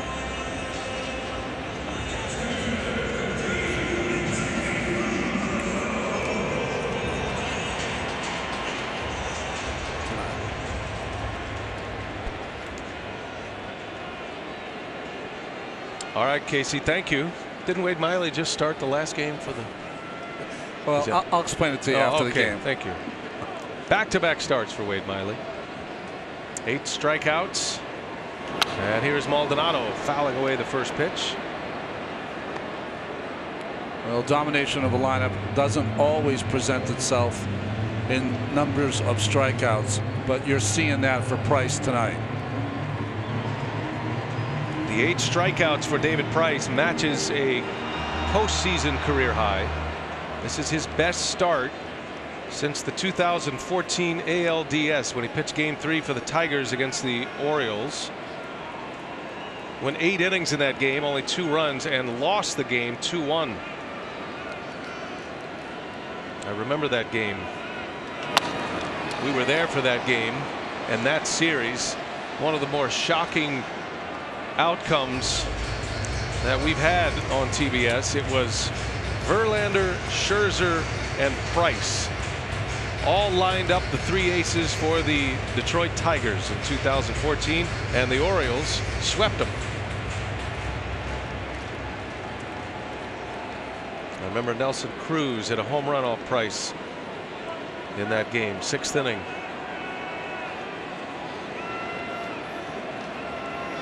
Nothing but zeros for Price so far. 1 away in the 5th.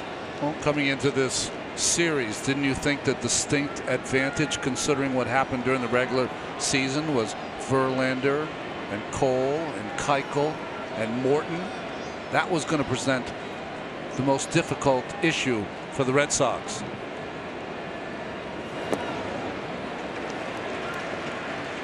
Keuchel and Cole have made their way to the Houston bullpen. In this elimination game, it is an all hands on deck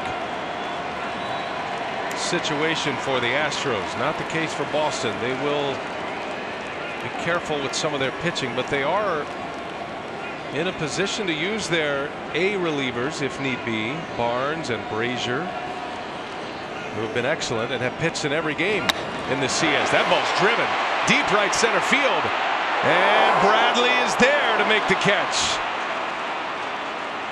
Martin Maldonado rides one to deep right center, but Jackie Bradley Jr. hauls it in. 2 up and 2 down for Price. Well, he called it immediately. If it has some air under it and it's not going to go out of the ballpark, this outfield is going to catch just about everything. And he made a difficult play, made it look easy. It's a great lesson there for all you young outfielders watching, or old outfielders who still play the game. But the way he runs, Betts is the same way. Smooth head, no bobbing up and down. Just tracks that baseball as it's flying through the air. Mariznick right off the end of the bat. Price fields it, throws it low, dug out, and it's in time. What a play. Price over to first base, and the Gold Glover Mitch Moreland. David Price is through 5. Bare hands it, gets the grip into the dirt, and Moreland's right there for him. 3 up, 3 down inning.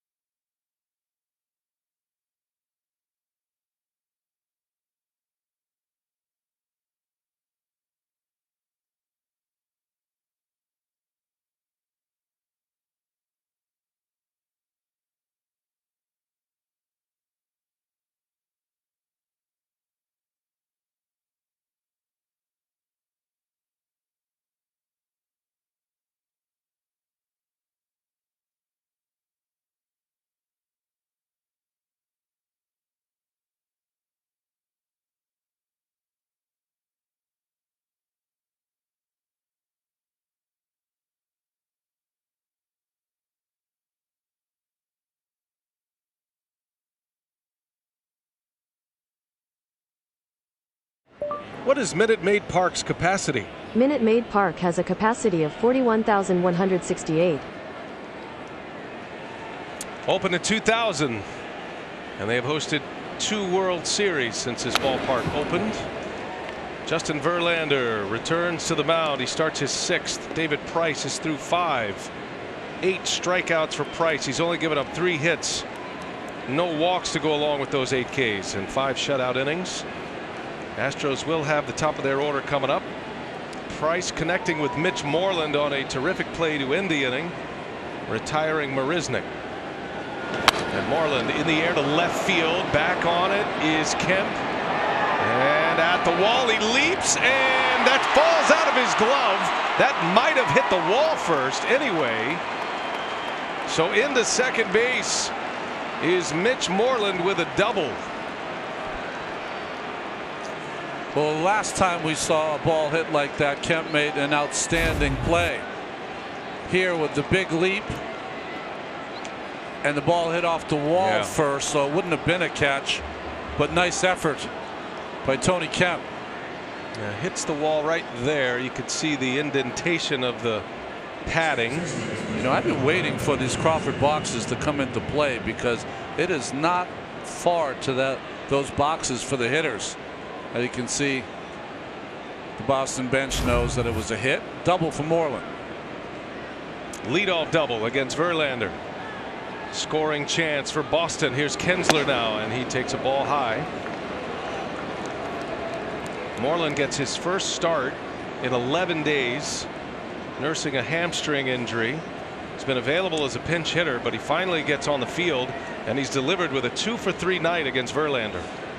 And Moreland might be a guy that's only base to base on a base hit because of that hamstring. Yeah, that's a good call.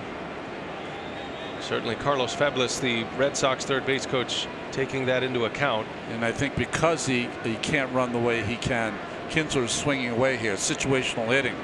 Wants a base hit. If he doesn't, has to try to get Moreland over. And by the way, Kinsler's last sacrifice bunt, 2014. Let it fly. A ball and no strikes.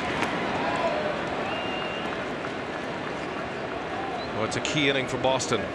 You can add on here. Astros with the top of the order coming up gives you a little flexibility to see how far you can let David Price ride in this game. I mean, he's pitching beautifully, but it's 1-0. He is, and he is pitching beautifully, so you have to let him out there.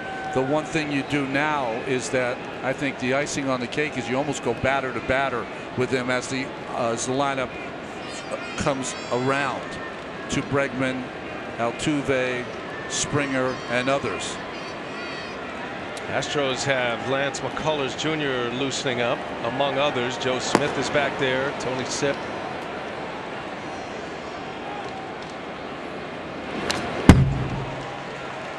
But the pressure right now is on Verlander to not give up any more runs. It's a third inning, 1-out home run off the bat of J.D. Martinez that has Boston on top. Red Sox with 5 hits. They've stranded 6. They left the bases loaded in the second inning.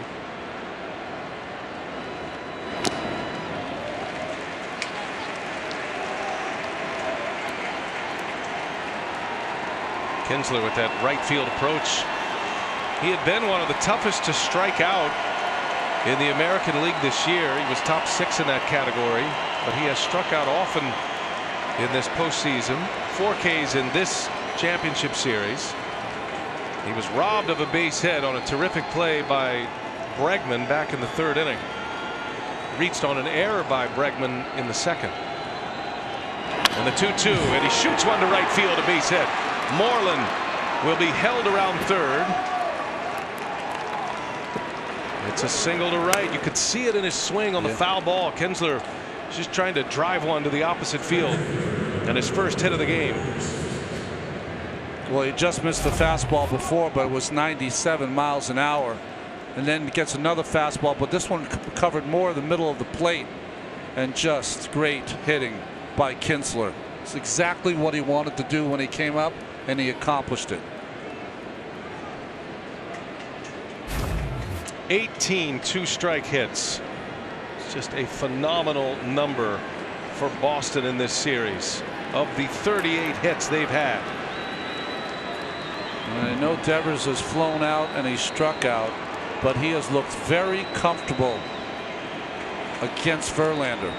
The two Cy Young Award winners in years past. And now in the air, left field. That is hit well. Got some carry to it. That's going to fly. And this one is gone. Rafael Devers, a 3-run blast. It is 4-0 Boston.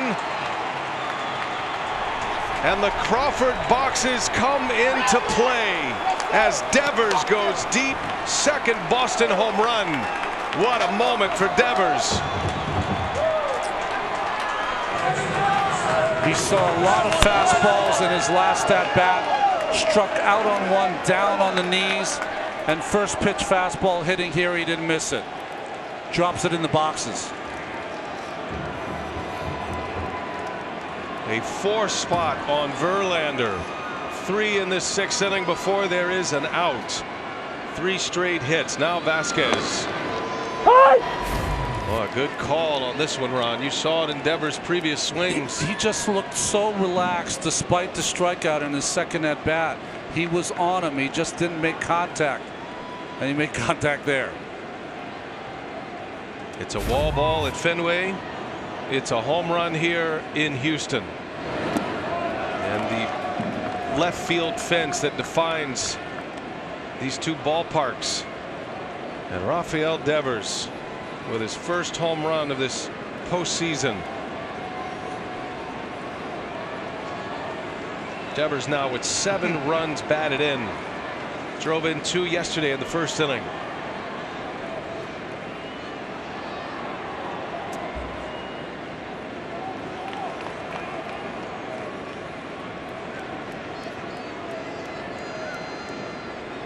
Red Sox have 4 hits now, 3rd time through the batting order against Verlander.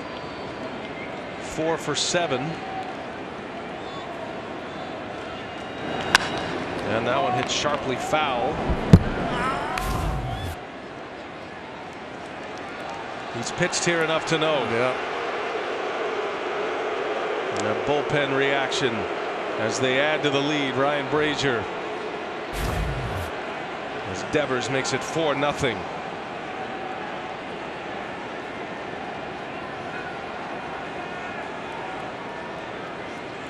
This crowd has been silenced here. Vasquez fouls it away.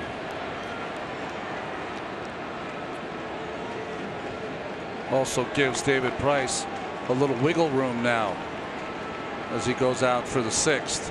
If he goes out for the 6th, no one in the bullpen.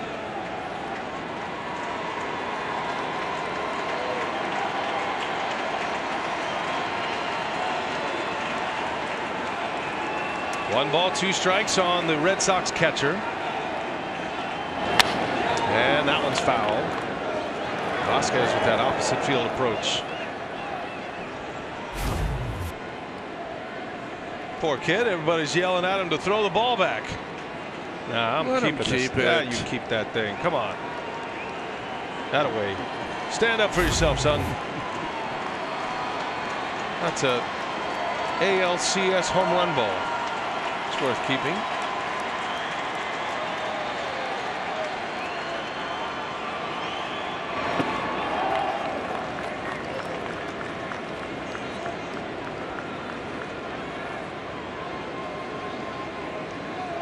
I mean, what I take from this Boston offense is that relentless grinding out of at-bats. Just doesn't stop from 1 to 9. Opposite field hitting. Moreland slaps one off the wall and left for a double. Kinsler goes to right field, an opposite field hit. And then Devers, the opposite field homer. Foul territory, might stay playable, and Maldonado ran up against the rail, rattled him just enough as the ball bounces into the dugout. Yeah, that was the right call. It looked like he had a beat on it, but as soon as he hit the rail, it kind of bounced his head a little bit, and I think he missed where the ball was. Watch when he hits the rail. He's got it. And as soon as he hits it, it kind of takes him off the baseball just for a split second. Into the rail, loses track of the ball, and can't make the adjustment back. And the at-bat for Vasquez continues. 2 balls, 2 strikes. A stunned crowd here in Houston as the Red Sox have popped 2 home runs off Verlander. Boston has now outscored their opponents on the road this postseason 40-12.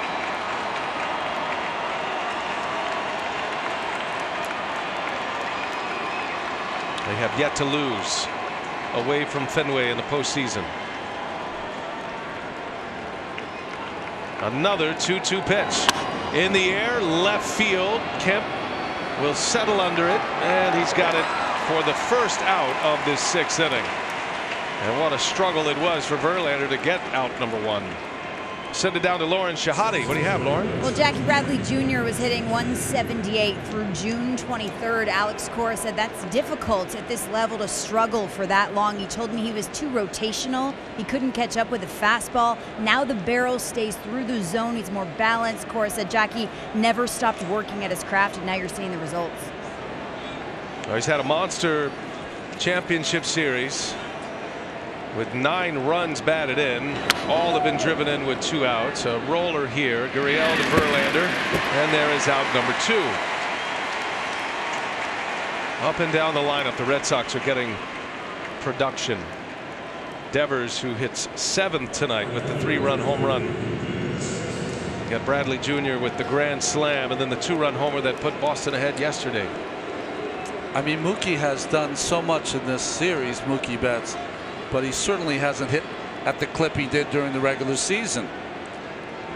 It's Jackie Bradley Jr., Devers, Moreland with a couple of hits today. Bogarts has been so impressive. Yeah, Betts just 5 for 21 now. He's 0 for 3 today.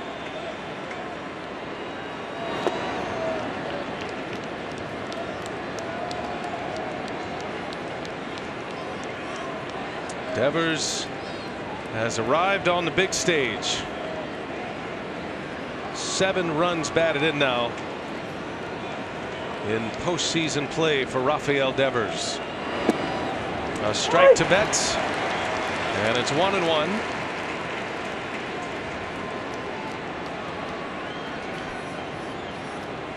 Betts and Benintendi, the top 2 hitters in the Red Sox order, combined 0 for 6. And yet Boston with 4 runs on 7 hits against Justin Verlander.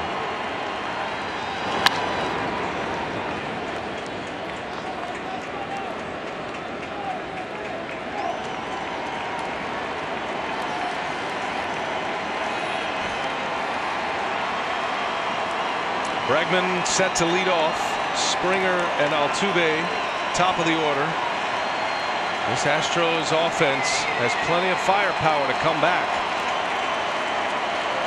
And a lot of game left. But a 3 spot on the board is a big number against Verlander.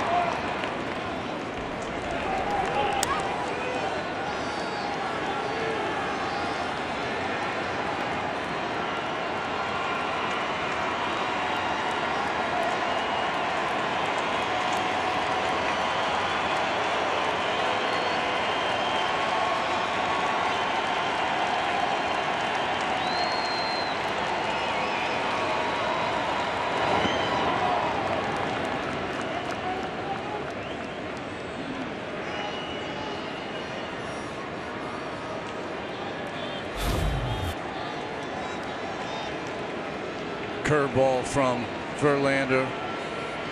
Perfect fundamentals from Maldonado.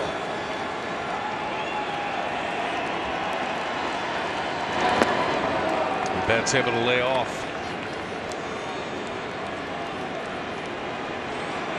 Boston hitters able to lay off. How many times have we said that in this series?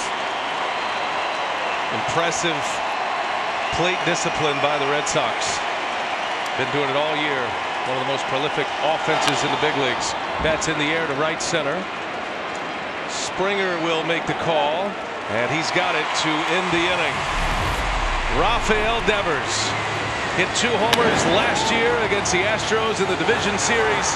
Hits a big one, his first of this postseason. It's a 3-run blast, and it's 4-0.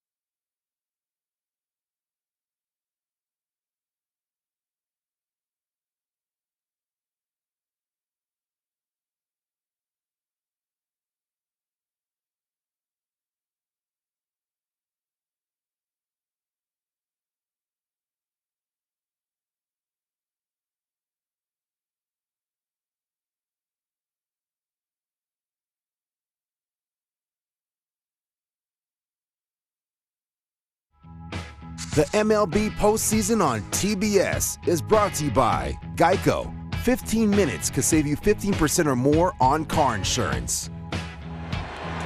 Big swing of the bat by the 21-year-old third baseman, Rafael Devers from the Dominican Republic, and a 3-run shot off Verlander to make it 4-0 Boston.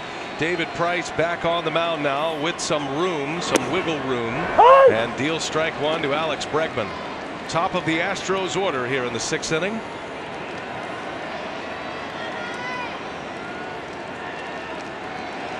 Justin Verlander giving up 2 homers.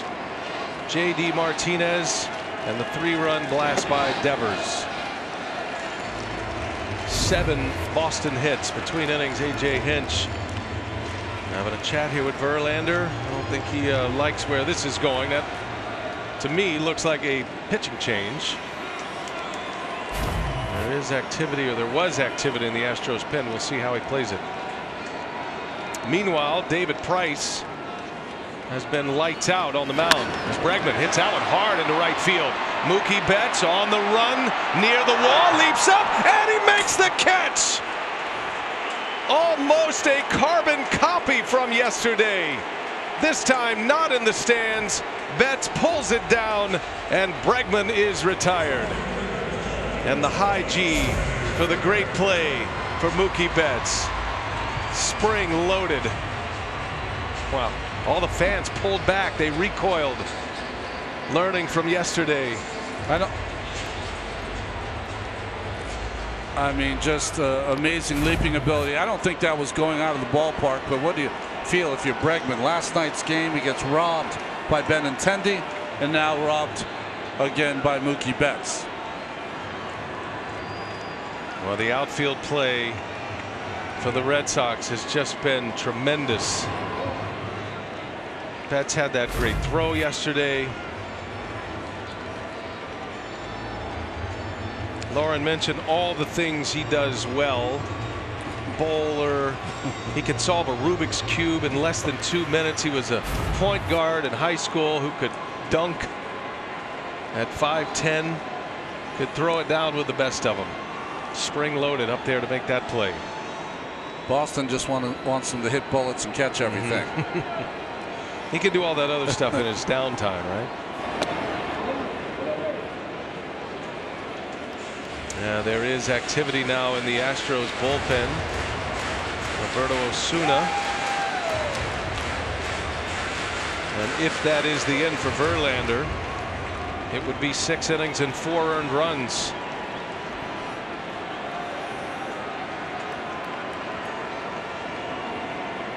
Springer, 2 balls, no strikes.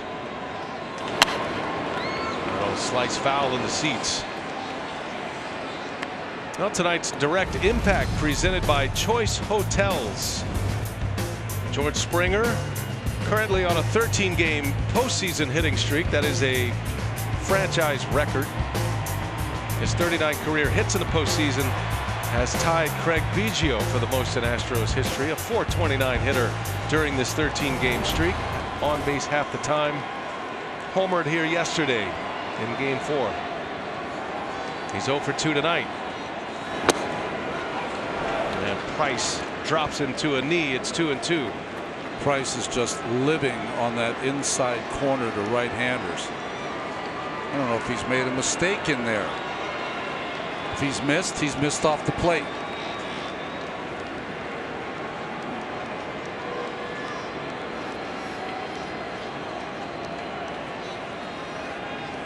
His next strikeout will set a new postseason career high for him. He's sitting on 8. And a 2-2, a roller to third base. Devers slings it over to Moreland for out number 2. Tomorrow at 8:30 Eastern, our friends at FS1 will have Game 6 between the Dodgers and the Brewers from Miller Park. We'll be back on TBS Saturday, if necessary, from Boston. Coverage would begin with the MLB postseason pregame show on TBS. That's presented by Chrysler Pacifica. You can check your local listings for time. Interesting, while you were reading that promo, Altuve went back to the on-deck circle, whispered to Correa a few things, and then went back into the box. Wonder what that was all about.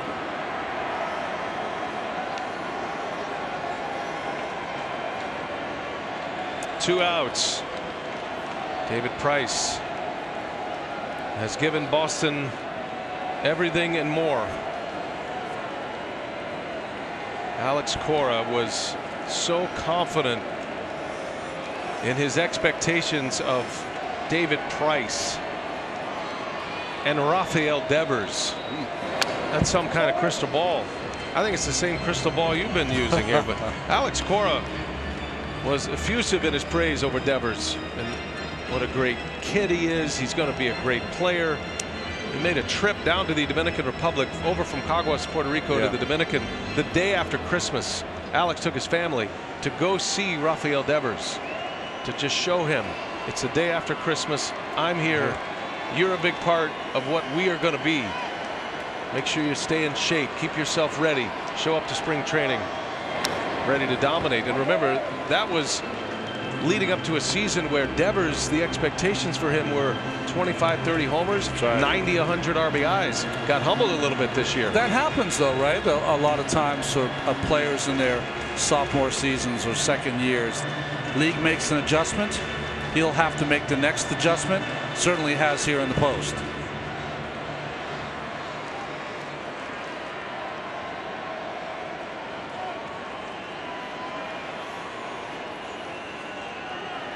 Jose Altuve with 2 away in the 6th inning. Can David Price keep it going here? This is a huge story developing, and a swing and a miss. It's his 9th strikeout for David Price. That is a new career postseason high. 6 shutout innings. JD Martinez coming up.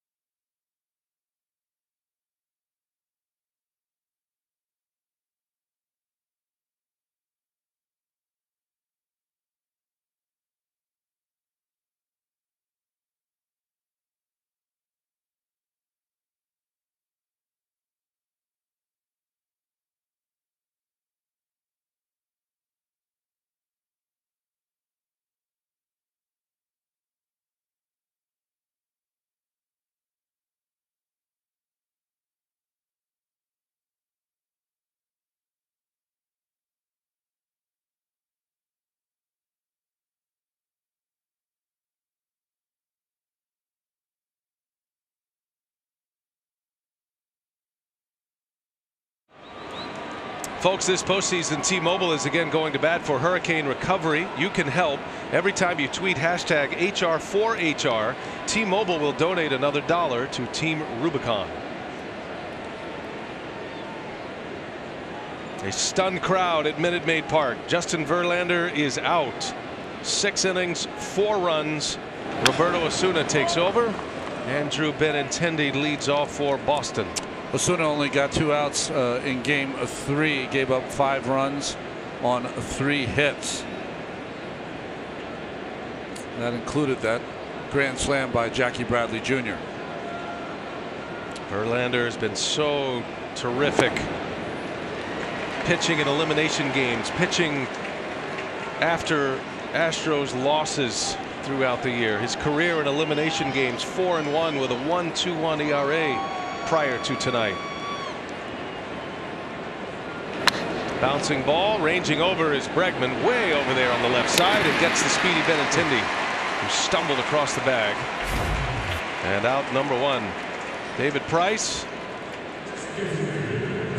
They are fired up in that Boston dugout. 6 shutout innings with 9 Ks, and then between innings, that look right there, I'll tell you exactly what that is.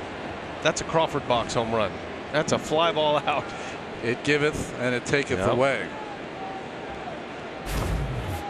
Not pleased with the decision of the manager to take him out.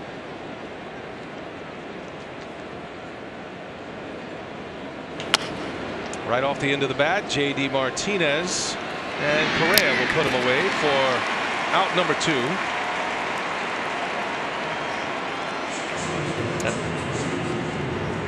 Matt Barnes in the Boston bullpen. And warming up with the Red Sox at bat would lead you to believe he's coming out. And the end of the line for Price.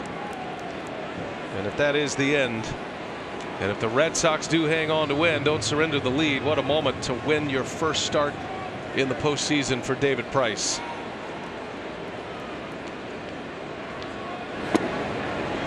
As a strike to Bogaerts.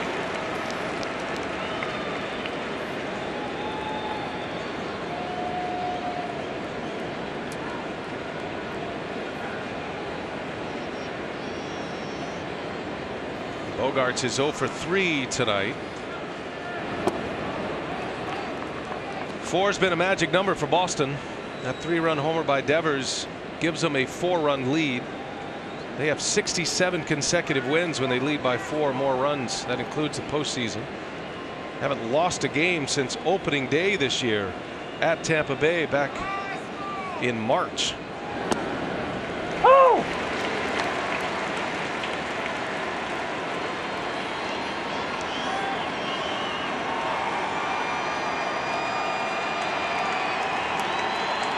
A ball and 2 strikes.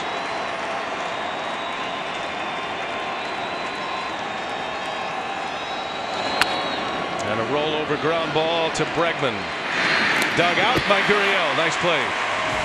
3 up, 3 down for Osuna. 3 ground ball outs. Stretch time in Houston. 4-0 Red Sox.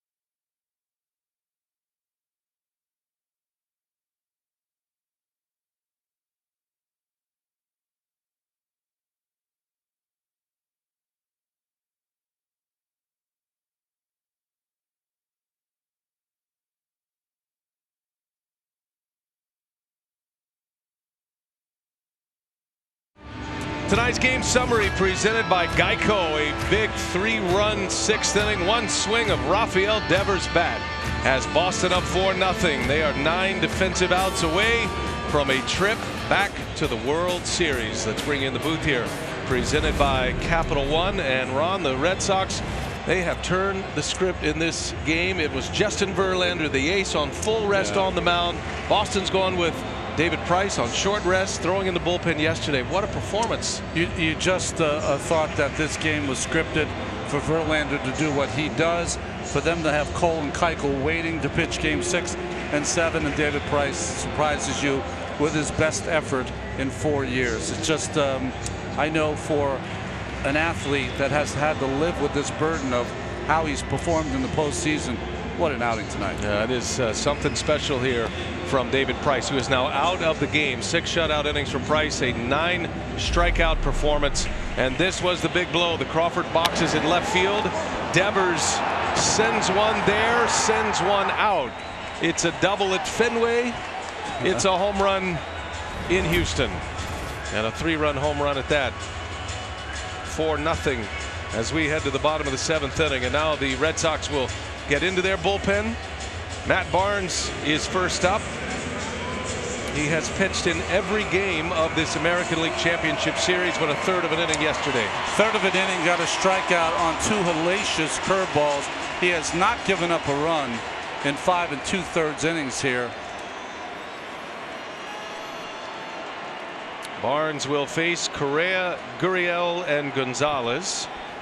4, 5, and 6 in A.J. Hinch's batting order. David Price finishes off his outing, retiring 7 consecutive batters after that double by Gurriel. Price had 1 3-ball count all evening. It's total control. David Price earned a save 10 years ago. October 19th of 2008, he earned a save to eliminate Boston, sending the Rays to the World Series. He's got a chance tonight to eliminate Houston and send Boston to the World Series as a starting pitcher.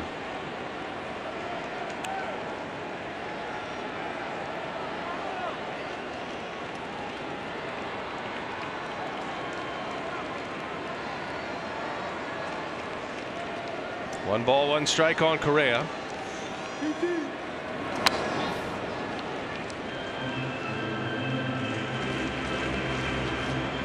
Carlos struck out twice against Price. He got him looking in the first inning, and then a swinging strike 3 in the 4th. Price struck out Altuve on 3 pitches to end the 6th inning and end his night. Eduardo Rodriguez has started to throw in the Red Sox bullpen as Barnes misses high. That is Nathan Eovaldi as well, who is the starter out of the rotation, the Game 3 starter. Yeah, he'll need more time. So he'll take the exact amount of time he would before a start to get ready. Cora's rhythm in spots like this is to use a starting pitcher in the 8th inning.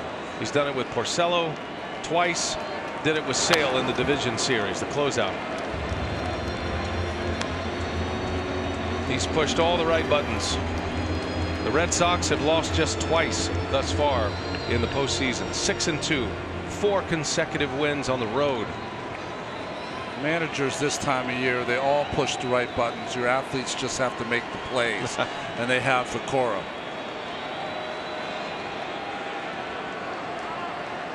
Two and 2 the count.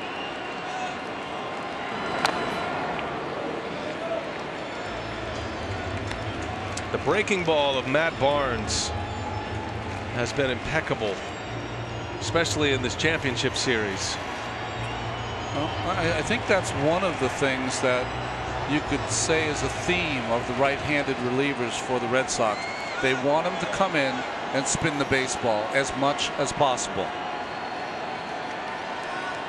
Throws that hard curveball in the mid-80s.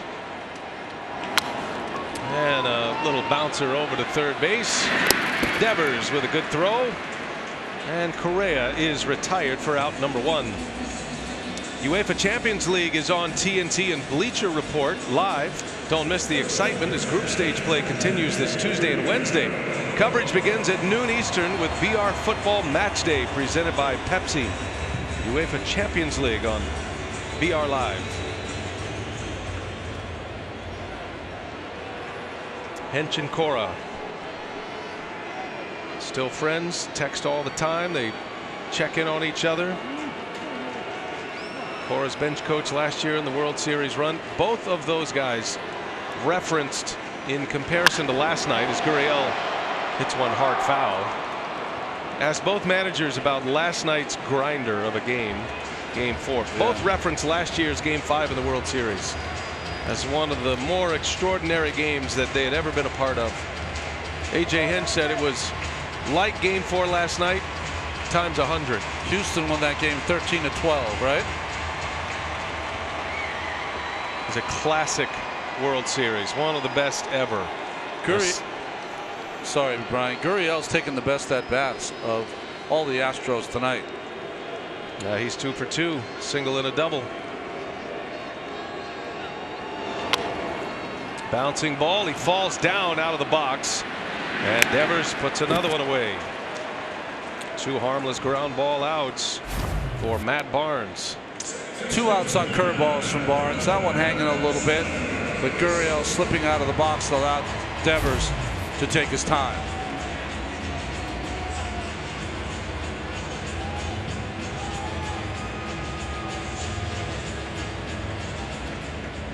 Just agonizing.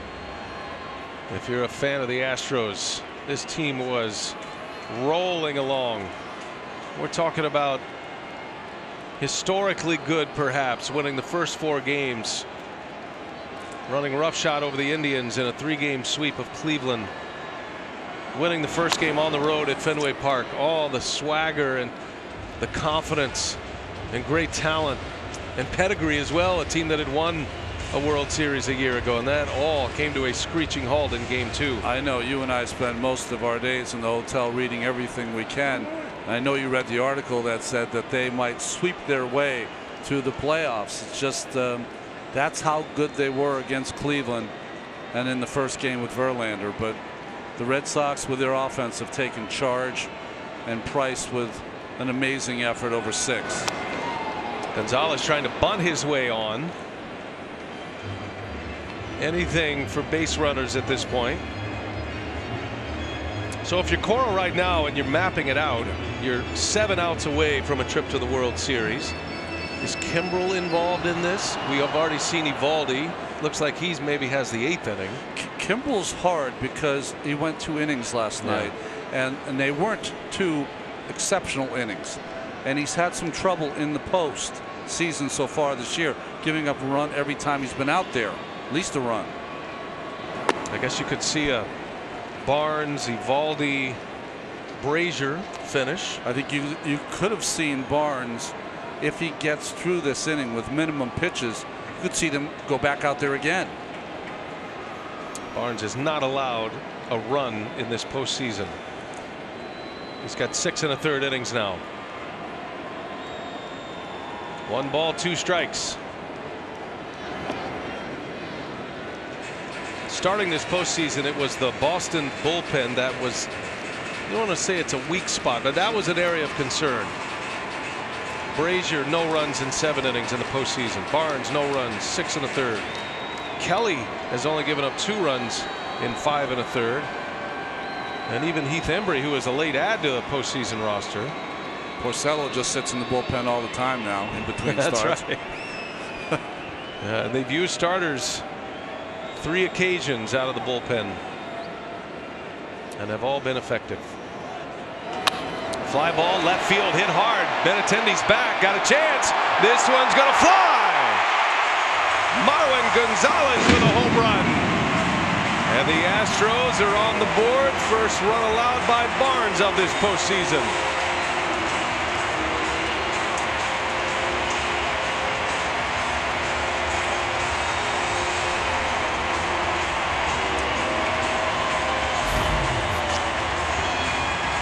Well, the Astros break the ice. Gonzalez did not bite on that curveball in the dirt and got a fastball up in the strike zone and pulled his own version of a Devers. Just a solo shot. And the calm waters got a little choppier with that. Crowd has something to cheer about. Boston is up 3 now. The 4th Astros hit is a home run by Marwin Gonzalez. Now Tony Kemp. Yeah, that's a good souvenir. Postseason home run ball from Gonzalez. His 2nd postseason homer.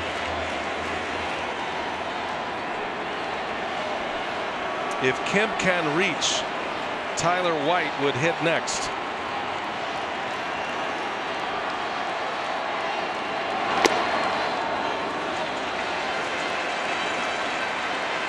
These games can turn in a flash. Get a base runner here, base runner there, then you get someone to pop one. And it becomes a new game quickly.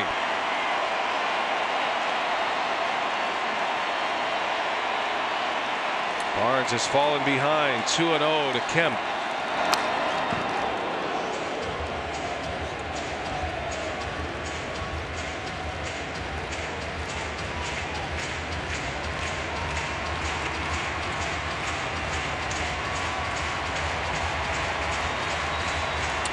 Tyler White hit against Barnes last night in a key situation with 2 runners on. Didn't take the bat off his shoulder and struck out.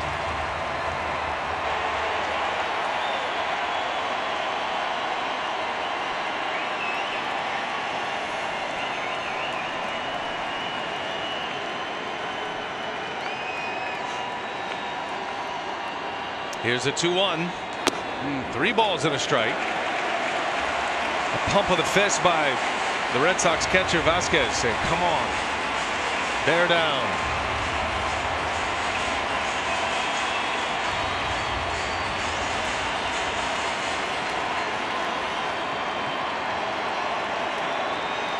Tony Kemp, the number 7 hitter. 2 outs, and Kemp fouls it off. 3-2 now.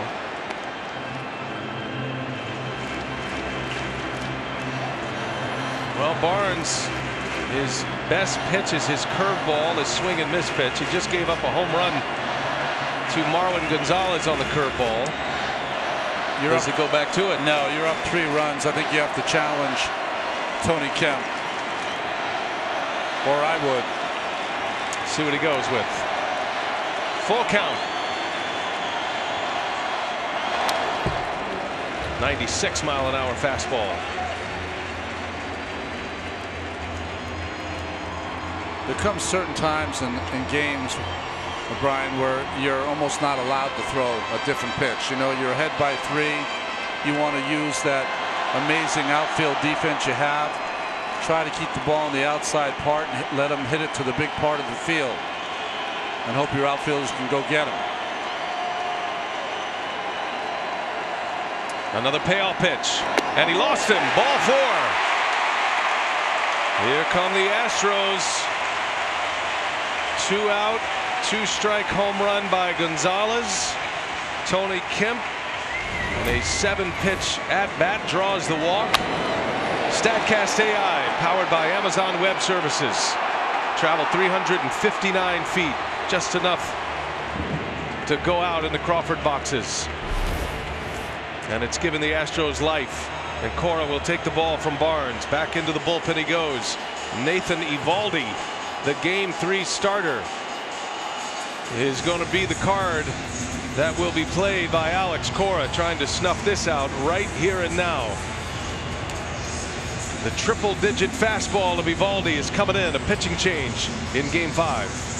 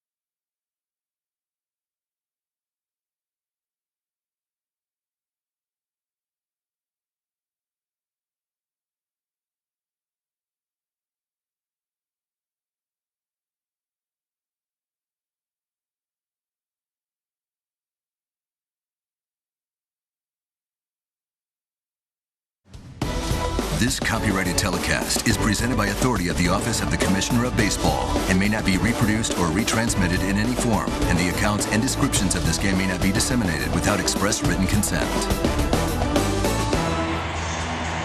This 2018 American League Championship Series is presented by the Google Assistant, an easier way to get things done with just your voice. Never settle is the battle cry here in Houston, and they've got a little something started. A run is in on a home run by Gonzalez. Kemp draws a walk, and now Nathan Eovaldi pitching in his first postseason, coming out of the bullpen for Alex Correa here in the 7th. A 2-0 so far as a starter in this postseason. If you look at his career and you include the postseason, he's had 158 games in the major leagues. 148 of them have been starts. Did pitch out of the bullpen September 11th for Boston. He was lights out in game 3. Tyler White had been announced. He's been pulled back. Josh Reddick is now the pinch hitter. 2 out, 7th inning. Kemp the runner at first.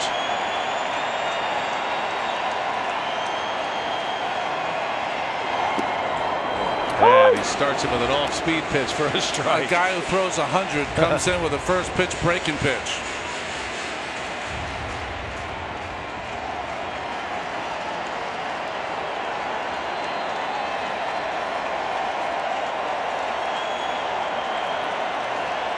Reddick 0 for 3 this series against Eovaldi.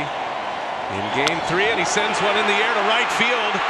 Betts is going back, and he'll have a play. Makes the play for the out to end the inning. Reddick just missed it on the bat. And it's a long, loud out. Houston scores.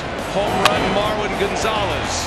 A 2-out homer for the Astros. It's 4-1 Boston as we go to the 8th.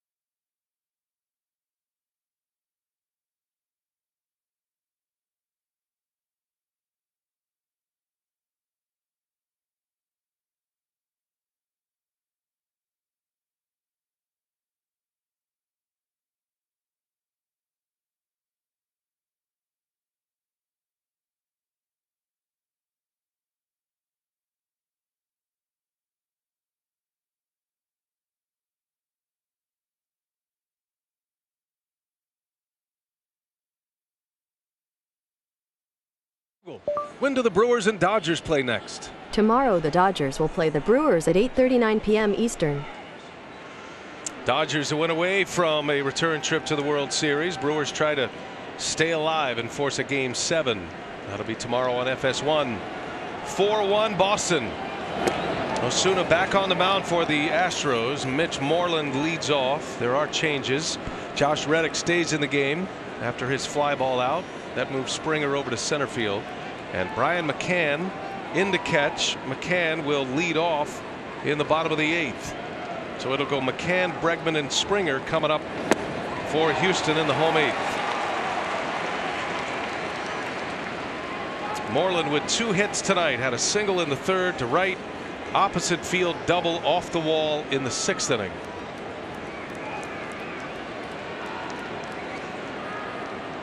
Rafael Devers, a 3-run home run in the 6th off Verlander. The big blow in this one. And Devers due up 3rd this inning.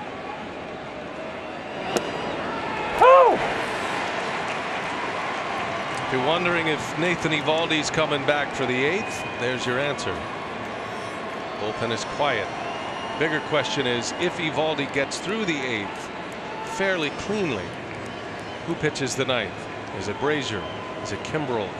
Do you let Eovaldi ride? Those are the discussions that Correa is having with his bench coach as Moreland strikes out. 1 away in the 8th. You know, these ideas don't come out of nowhere.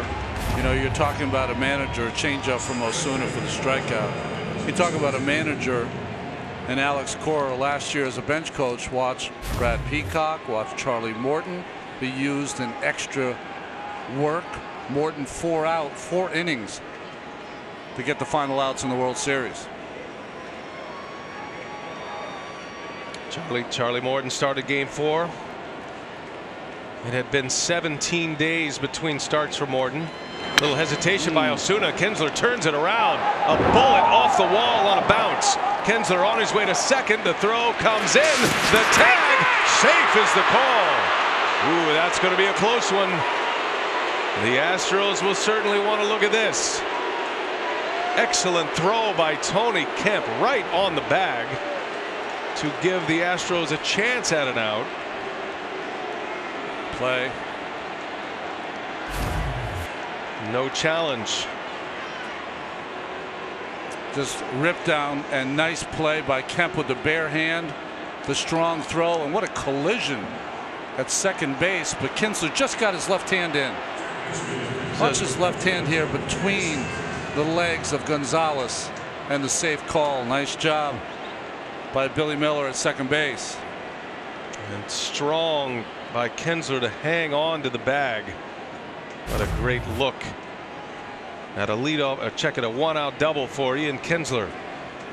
So here is Devers now.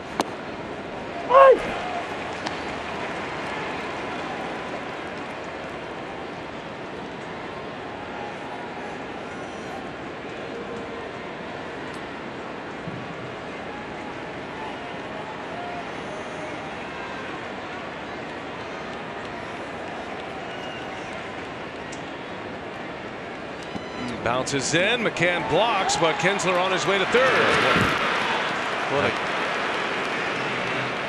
What a game Kinsler's having. Single in his last at bat, double in this at bat, hustle double. Now a dirt ball read off the chest protector of McCann. Anticipating that. McCann couldn't keep it in front of him, had to go through Devers, in fact, to get to the ball. That made it easy for Kinsler. It's a big play with 1 out. Now Kinsler at 3rd forces the infield in. And Devers fouls it back. 95-mile-an-hour fastball. Most RBIs in the postseason, age 21 or younger. Devers in some pretty good company. Mickey Mantle, Miguel Cabrera, and then Andrew Jones with 14 postseason RBIs. Devers with 7 runs batted in this season. He popped a couple of homers and drove in 5 against the Astros in the division series last year as a 20-year-old, and he is headed back to the dugout. He knew it. A backwards K for Roberto Osuna. It is out number 2, and a big strikeout for Osuna with a runner at 3rd and 1 out. So makes it 2 gone. Pinch hitter coming up, Brock Holt. Well, Holt will hit here for Vasquez. That'll bring Sandy Leon in to catch. Gives you a little tougher at bat from the left side.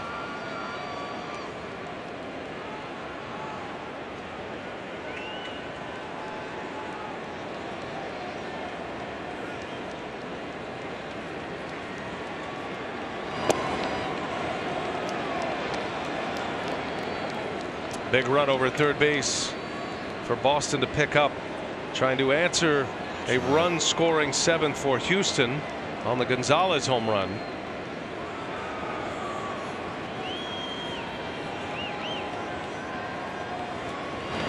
And a shot and gloved nicely. Gurriel. Inning is over. Osuna with 2 scoreless works around a 1-out double. We're headed for the bottom of the 8th inning. 4-1 Boston. They are 6 outs away from a trip to the World Series. Stros are coming up.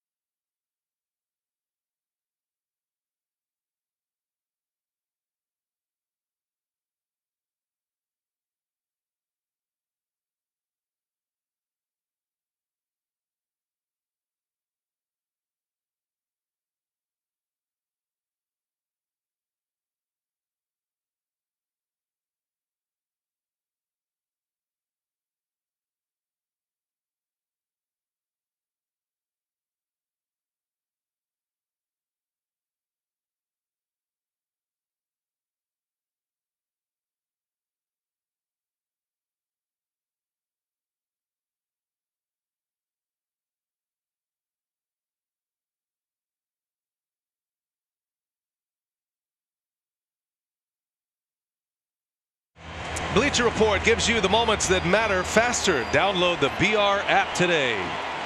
Minute Maid Park in Houston coming down to the end here. We go to the bottom of the 8th. The Astros are coming up.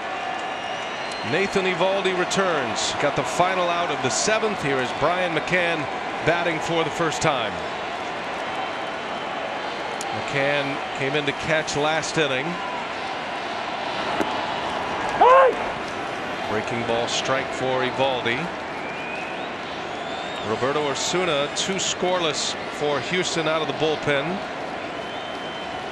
Sandy Leon is the new catcher for Boston.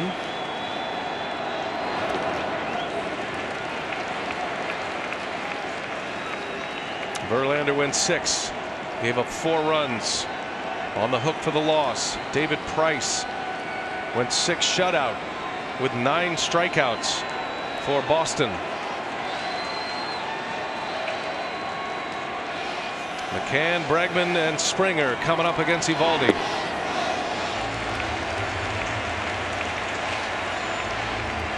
Five pitches from Eovaldi in this game so far. 4 of them either changeups or breaking balls. Started game 3. Day of rest yesterday. In a relief role here today. And there's a strike at 100 miles an hour. And it's 2-2 on McCann.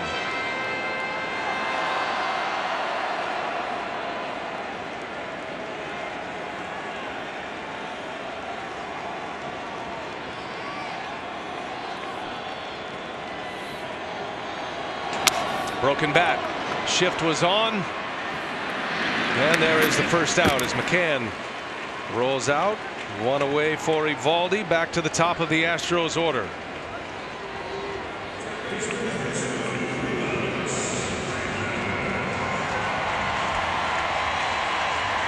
Alex Bregman is 0 for 8 in the leadoff spot these last 2 days. A.J. Hinch hoping to shake up his lineup and provide some protection for Bregman, who was being pitched around in the early stages of this series. So put him in the leadoff spot with Springer behind him. Springer had a great day yesterday with 3 hits, but Bregman has yet to collect a hit. Of course, he hit a soft liner to left that could have changed it all. And the final out last night on that diving catch by Benintendi. Got robbed by Mookie Betts in his last at bat.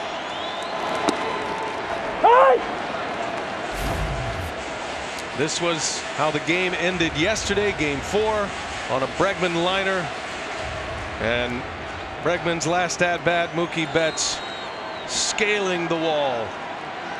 Probably wouldn't have gone out, but certainly would have been high off the wall. And 2 quick strikes.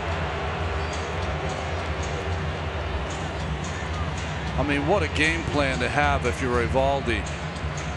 A guy who can throw 100 miles an hour now has thrown mostly breaking balls and that split finger changeup. 0-2 at 101. Impressive that Bregman can even foul that off. Up and around his shoulders. Got one of the quickest bats in the league, Bregman. That short, powerful stroke. It's like being Usain Bolt and deciding to run marathons. Makes no sense. Here's an 0-2. Breaking ball in the dirt. Nice block by Leon, just in case Bregman offered at it. But I like it. Eovaldi treating this just like a start.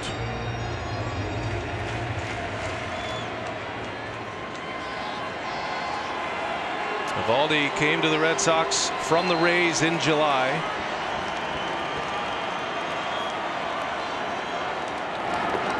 He and Rick Porcello, pitching in the 3-4 spots in the postseason rotation, have been excellent.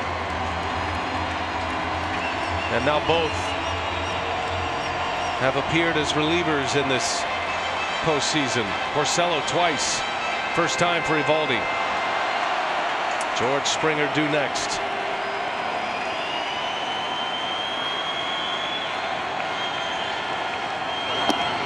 Down he goes. A strikeout for Eovaldi. 2 up, 2 down. As Bregman is now 0 for 4. Second time they've struck him out tonight. Dropped down a little and threw the riser at 102. Yeah. 4-seamer by Bregman.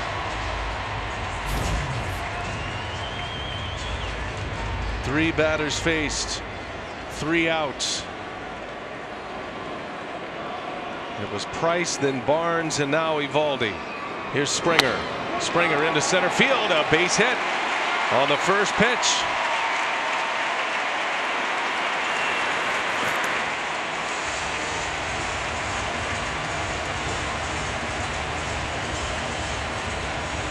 George Springer, his first hit of the night.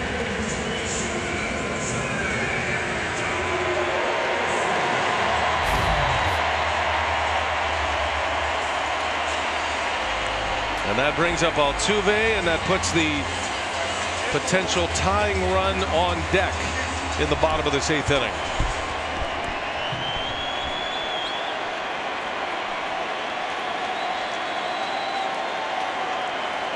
Bullpen's empty. Eovaldi's inning.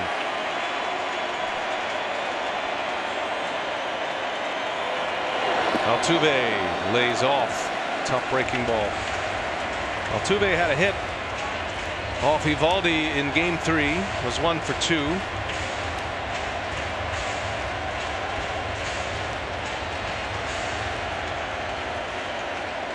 Also drew a walk.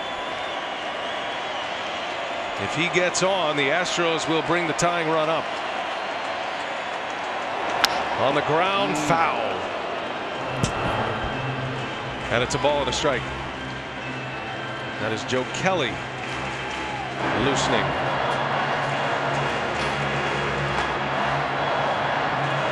That's your closer for the starter, who's a reliever. In the 8th inning. I got it.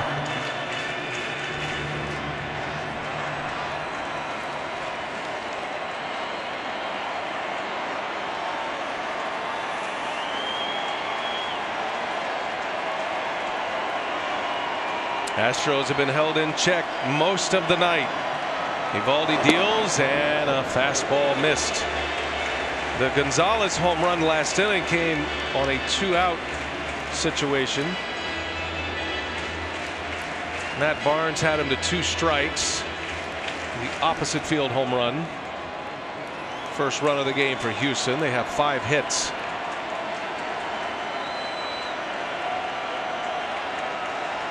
All 5 runs in this game coming on the long ball.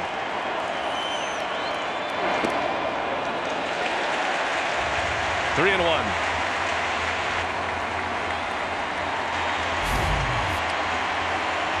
Eovaldi wants this pitch, feels like he's being squeezed, but I think that ball's down. A lot on the line with this pitch.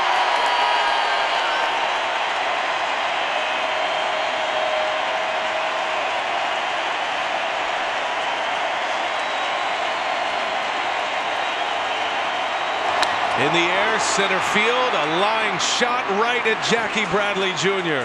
Hit it right on the button. Bad break for Altuve. Nathan Eovaldi gets 4 big outs. It's 4-1 Boston.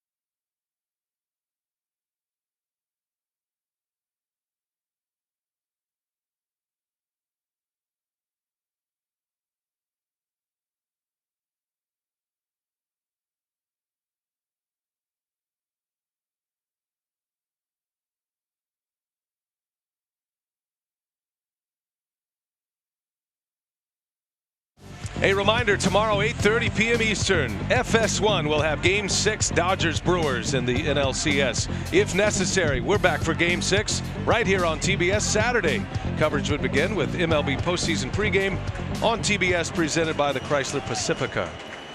Roberto Osuna is back on the mound. He is going to try to go 3 innings here, perhaps. Astros pen is quiet. Jackie Bradley Jr. will start it. Osuna in his career has never pitched more than 2 1/3 innings, as you see Craig Kimbrell getting up for the Red Sox. Nathan Eovaldi's stuff just electric. Gets 4 outs. Did give up a 2-out hit to Springer. And a line drive out from Altuve. But cleaned up the 7th inning. And then a scoreless 8th.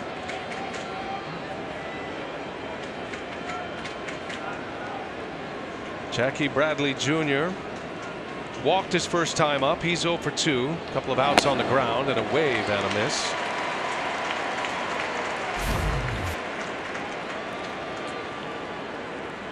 See Craig Bjornson, the bullpen coach of the Red Sox, formerly of the Astros. This is between innings here. I mean, working on some mechanics maybe with Kimbrell, who is now up and throwing. That's mechanics / dose of confidence time. That's what that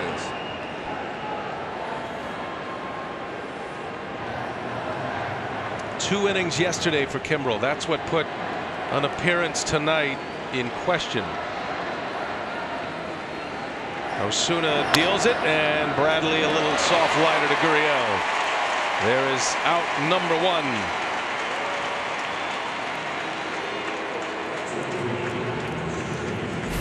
Osuna's got just such great arm action on that changeup, and Gurriel playing him Bradley to pull makes that play easily. To the top of the order now. Here is Mookie Betts.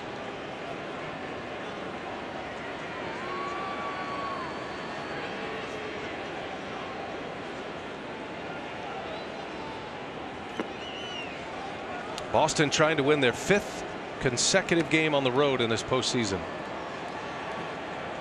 In the regular season, they clinched the East Division at Yankee Stadium. They did it again in the division series against the Yankees in Game 4 there. They've got a chance to celebrate here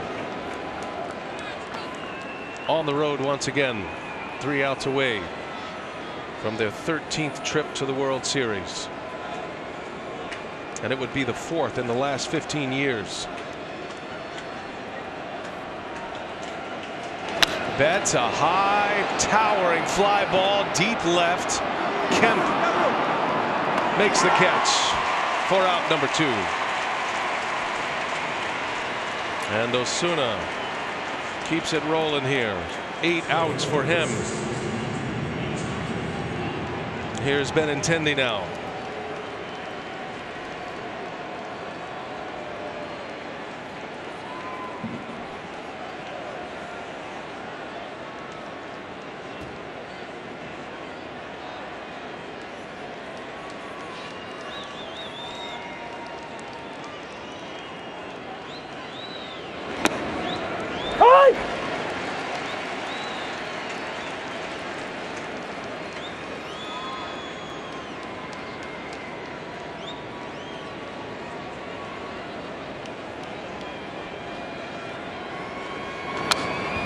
Quickly 0-2.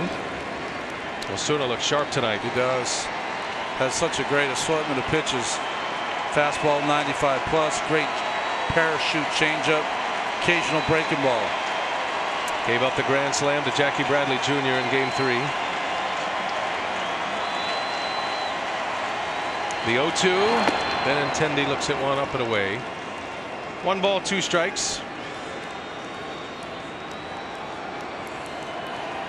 Betts 0 for 5. Benintendi 0 for 4. But Boston has 4 on the board on 8 hits. JD Martinez a solo homer. Devers a 3-run home run in the 6th. Those 2 off Verlander. All runs coming courtesy of the home run ball. Marwin Gonzalez had the home run in the 7th for Houston. Astros will have Correa, Gurriel, and Gonzalez coming up in the bottom of the ninth. Just got a piece of it. Stays alive at 1-2.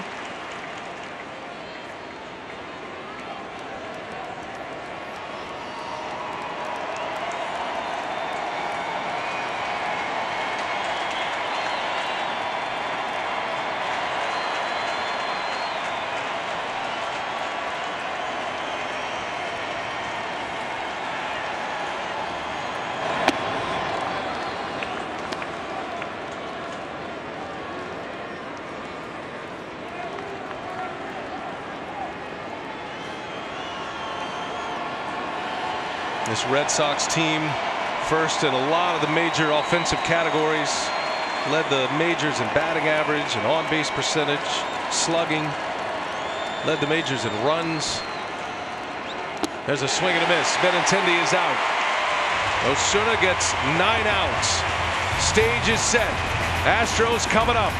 Red Sox 3 outs away from a trip to the World Series. And here comes Kimbrel.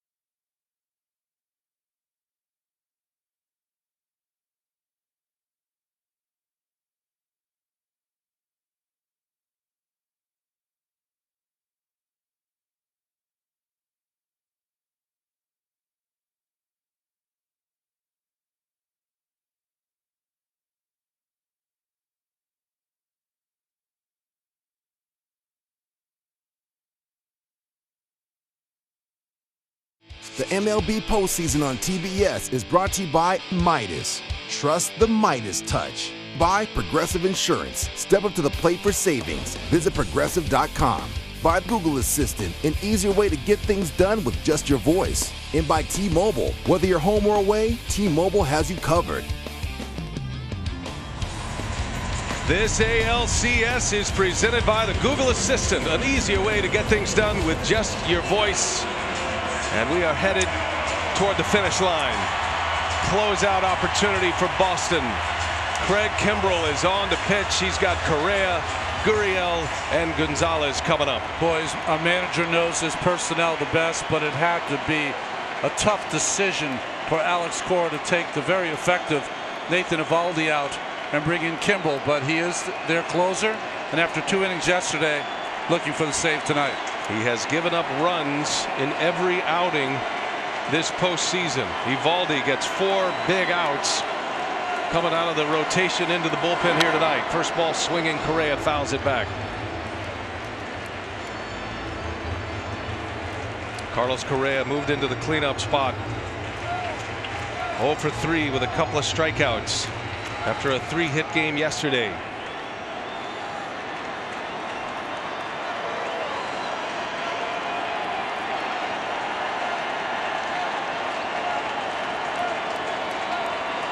Kimbrel deals.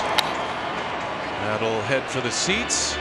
And it's no balls and 2 strikes. As you've watched Craig Kimbrel, what would you say have been some of the problems for him? Well, I think a couple of things. One, mechanically, he's one of those guys, the reason he can throw so hard is that he violently opens up with that front side. It's been opening up too early. Second, his breaking ball, for whatever reason, is one of those pitches that has been swung at for the most part by hitters. It hasn't been as much in this series. There's a swing on the breaking ball there by Correa on the 0-2 count.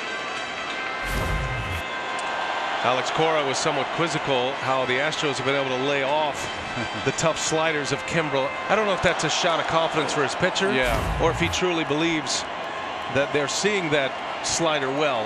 And the third thing is that he's walked or hit people, and he's been behind in the count. Doesn't matter if you start a game or you finish a game. Being ahead in the count is the key. He's pitched in 4 games. He's given up 5 earned runs across 5 1/3 innings in this postseason, and a strikeout of Correa. Good way to start. Craig Kimbrel with a punch out of Carlos Correa for out number 1. Well, we've seen him in the postseason, I thought, throw a lot of breaking balls, almost more than that good fastball of his. And now out of 4 pitches, he's thrown 3 real good fastballs to get the first strikeout.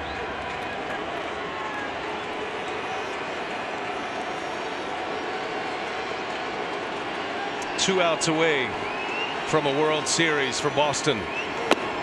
As Gurriel takes a ball high. Kimbrel has given up specifically 3 deep fly ball outs that could have been game changers. He does have 6 strikeouts in his, make it 7 now in 5 2/3. But he's walked 5 this postseason, and he misses outside, and it's 2 balls and no strikes.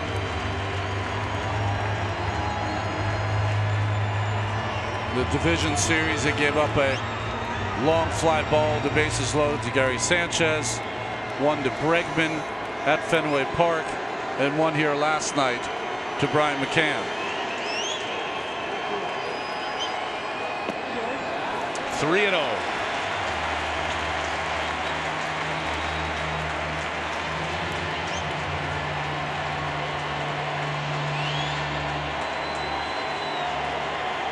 Look at those numbers when leading after 8.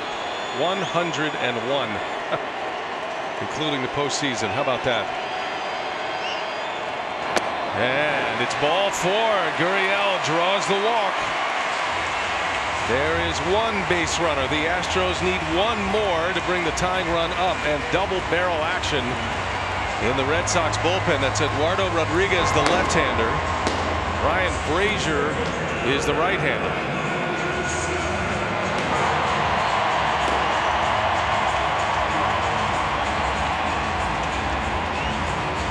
Normally managers get to the point when they get to the closer, especially a closer the quality of Craig Kimbrel throughout his career, you almost step off the gas a little bit as a manager. You've done what you need to do to get your closer on the mound. I don't think that's the case here tonight.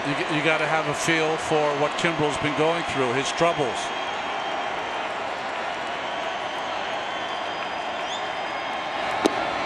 A strike to Gonzalez. David Price, the starter, was fantastic tonight. Had a postseason career high in strikeouts with 9. 0-9 in his first 11 postseason starts. He's got a chance to win this one, which would send Boston to the World Series, and his 12th career postseason start would be his first win. Kimbrel deals, and a strike. Gonzalez jumps out of the way on a 98-mile-an-hour fastball. No reason to argue that. That caught a lot of the plate.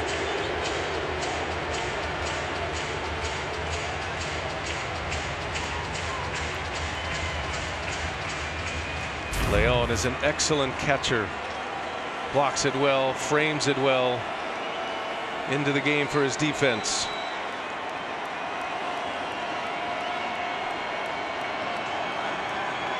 One away, runner at first, and a called strike 3.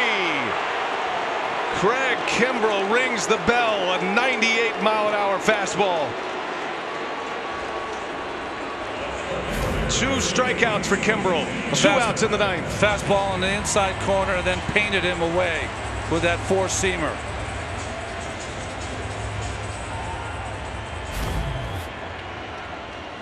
Kimbrel and the Red Sox an out away. Astros are a base runner away from bringing the tying run up.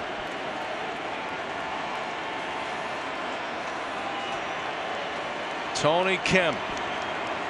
And a spinner in there for a strike.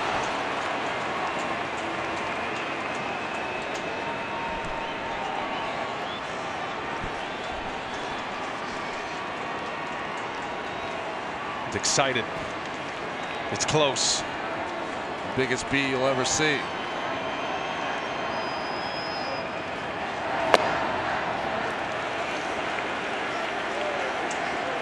Defending World Series champion Astros on the brink here.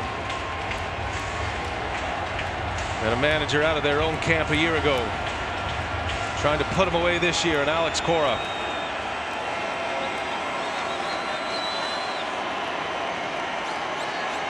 One ball, 1 strike. Kimbrel deals in the air, deep left field, hit well. Benintendi on the run. He's got it! And the Boston Red Sox are headed to the World Series. The Red Sox will celebrate on the road once again. World Series bound. The 4th trip in the last 15 years, and the first time since 2013. The Red Sox are headed to the World Series.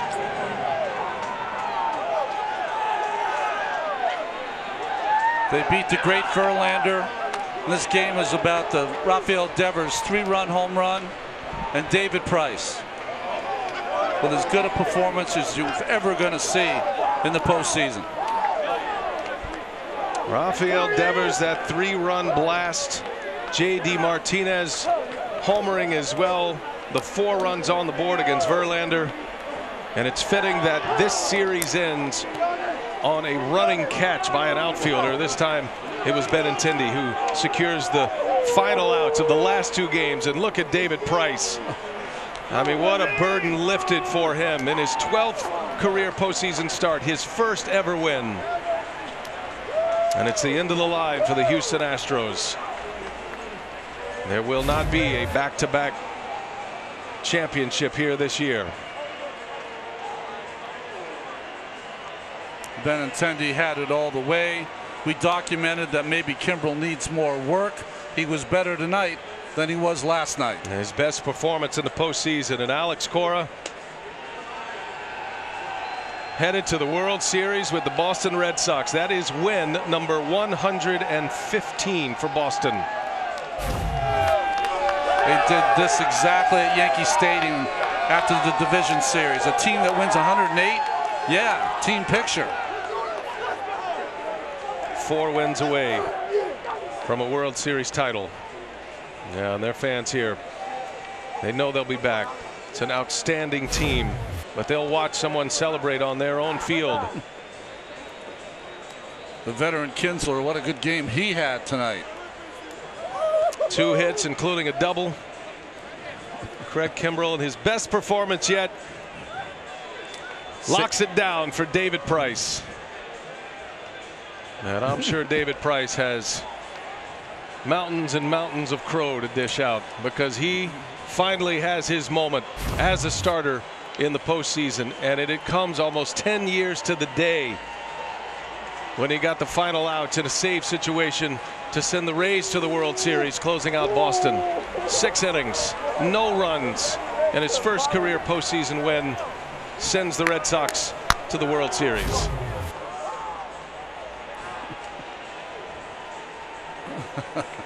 He knew it. He wants to get out there with him. That's what it's all about. The little kids and the big kids. Those 3 big kids are pretty good. As good as you'll get in outfield in baseball. J.D. Martinez, first postseason game as a Red Sox player. He hit a home run in his first at-bat. Hits a home run to get the Red Sox on the board here in the final game of this ALCS.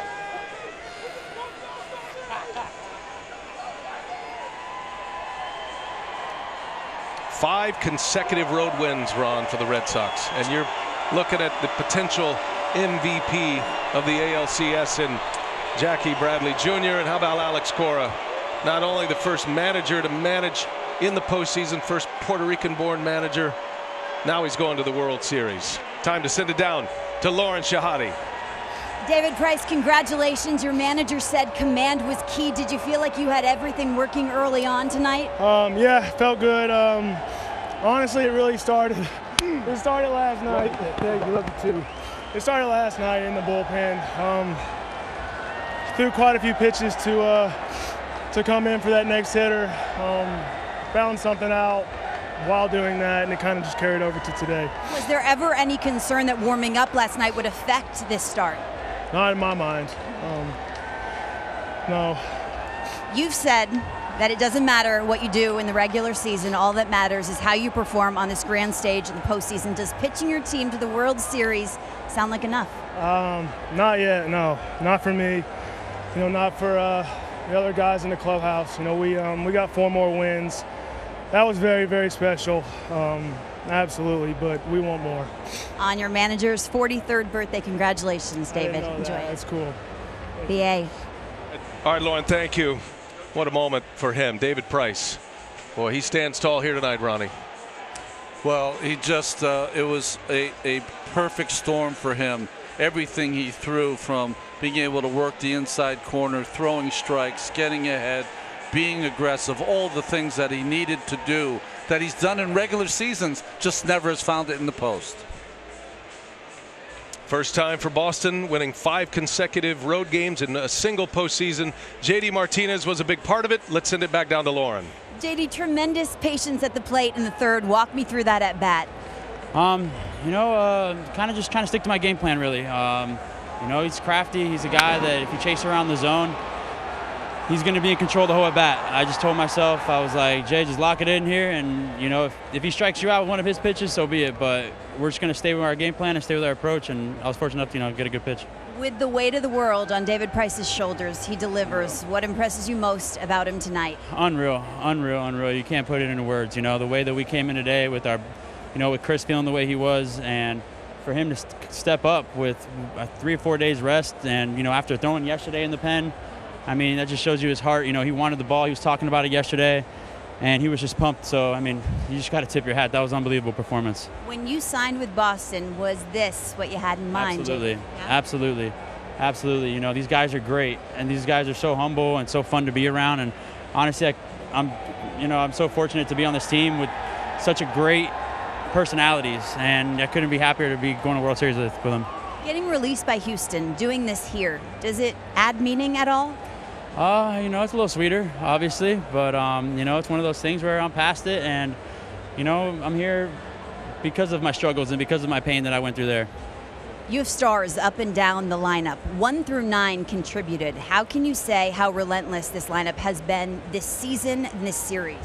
Huge. Everybody always likes to talk about, or 1, 2, or 3 guys on the team, but, I mean, to win 108 games in a season, you got to have a complete team, and I think that was on display this series. The whole playoffs, actually. It's just one of those things where we take pride in just grinding at bats out from 1 through 9, and you just got to tip your hat to everybody. It was honestly yesterday, today, it was just a team win all the way around. Enjoy every moment. Congratulations. Thanks, Lauren. Thank you. Brian. All right, thank you, Lauren. Ron, been a pleasure.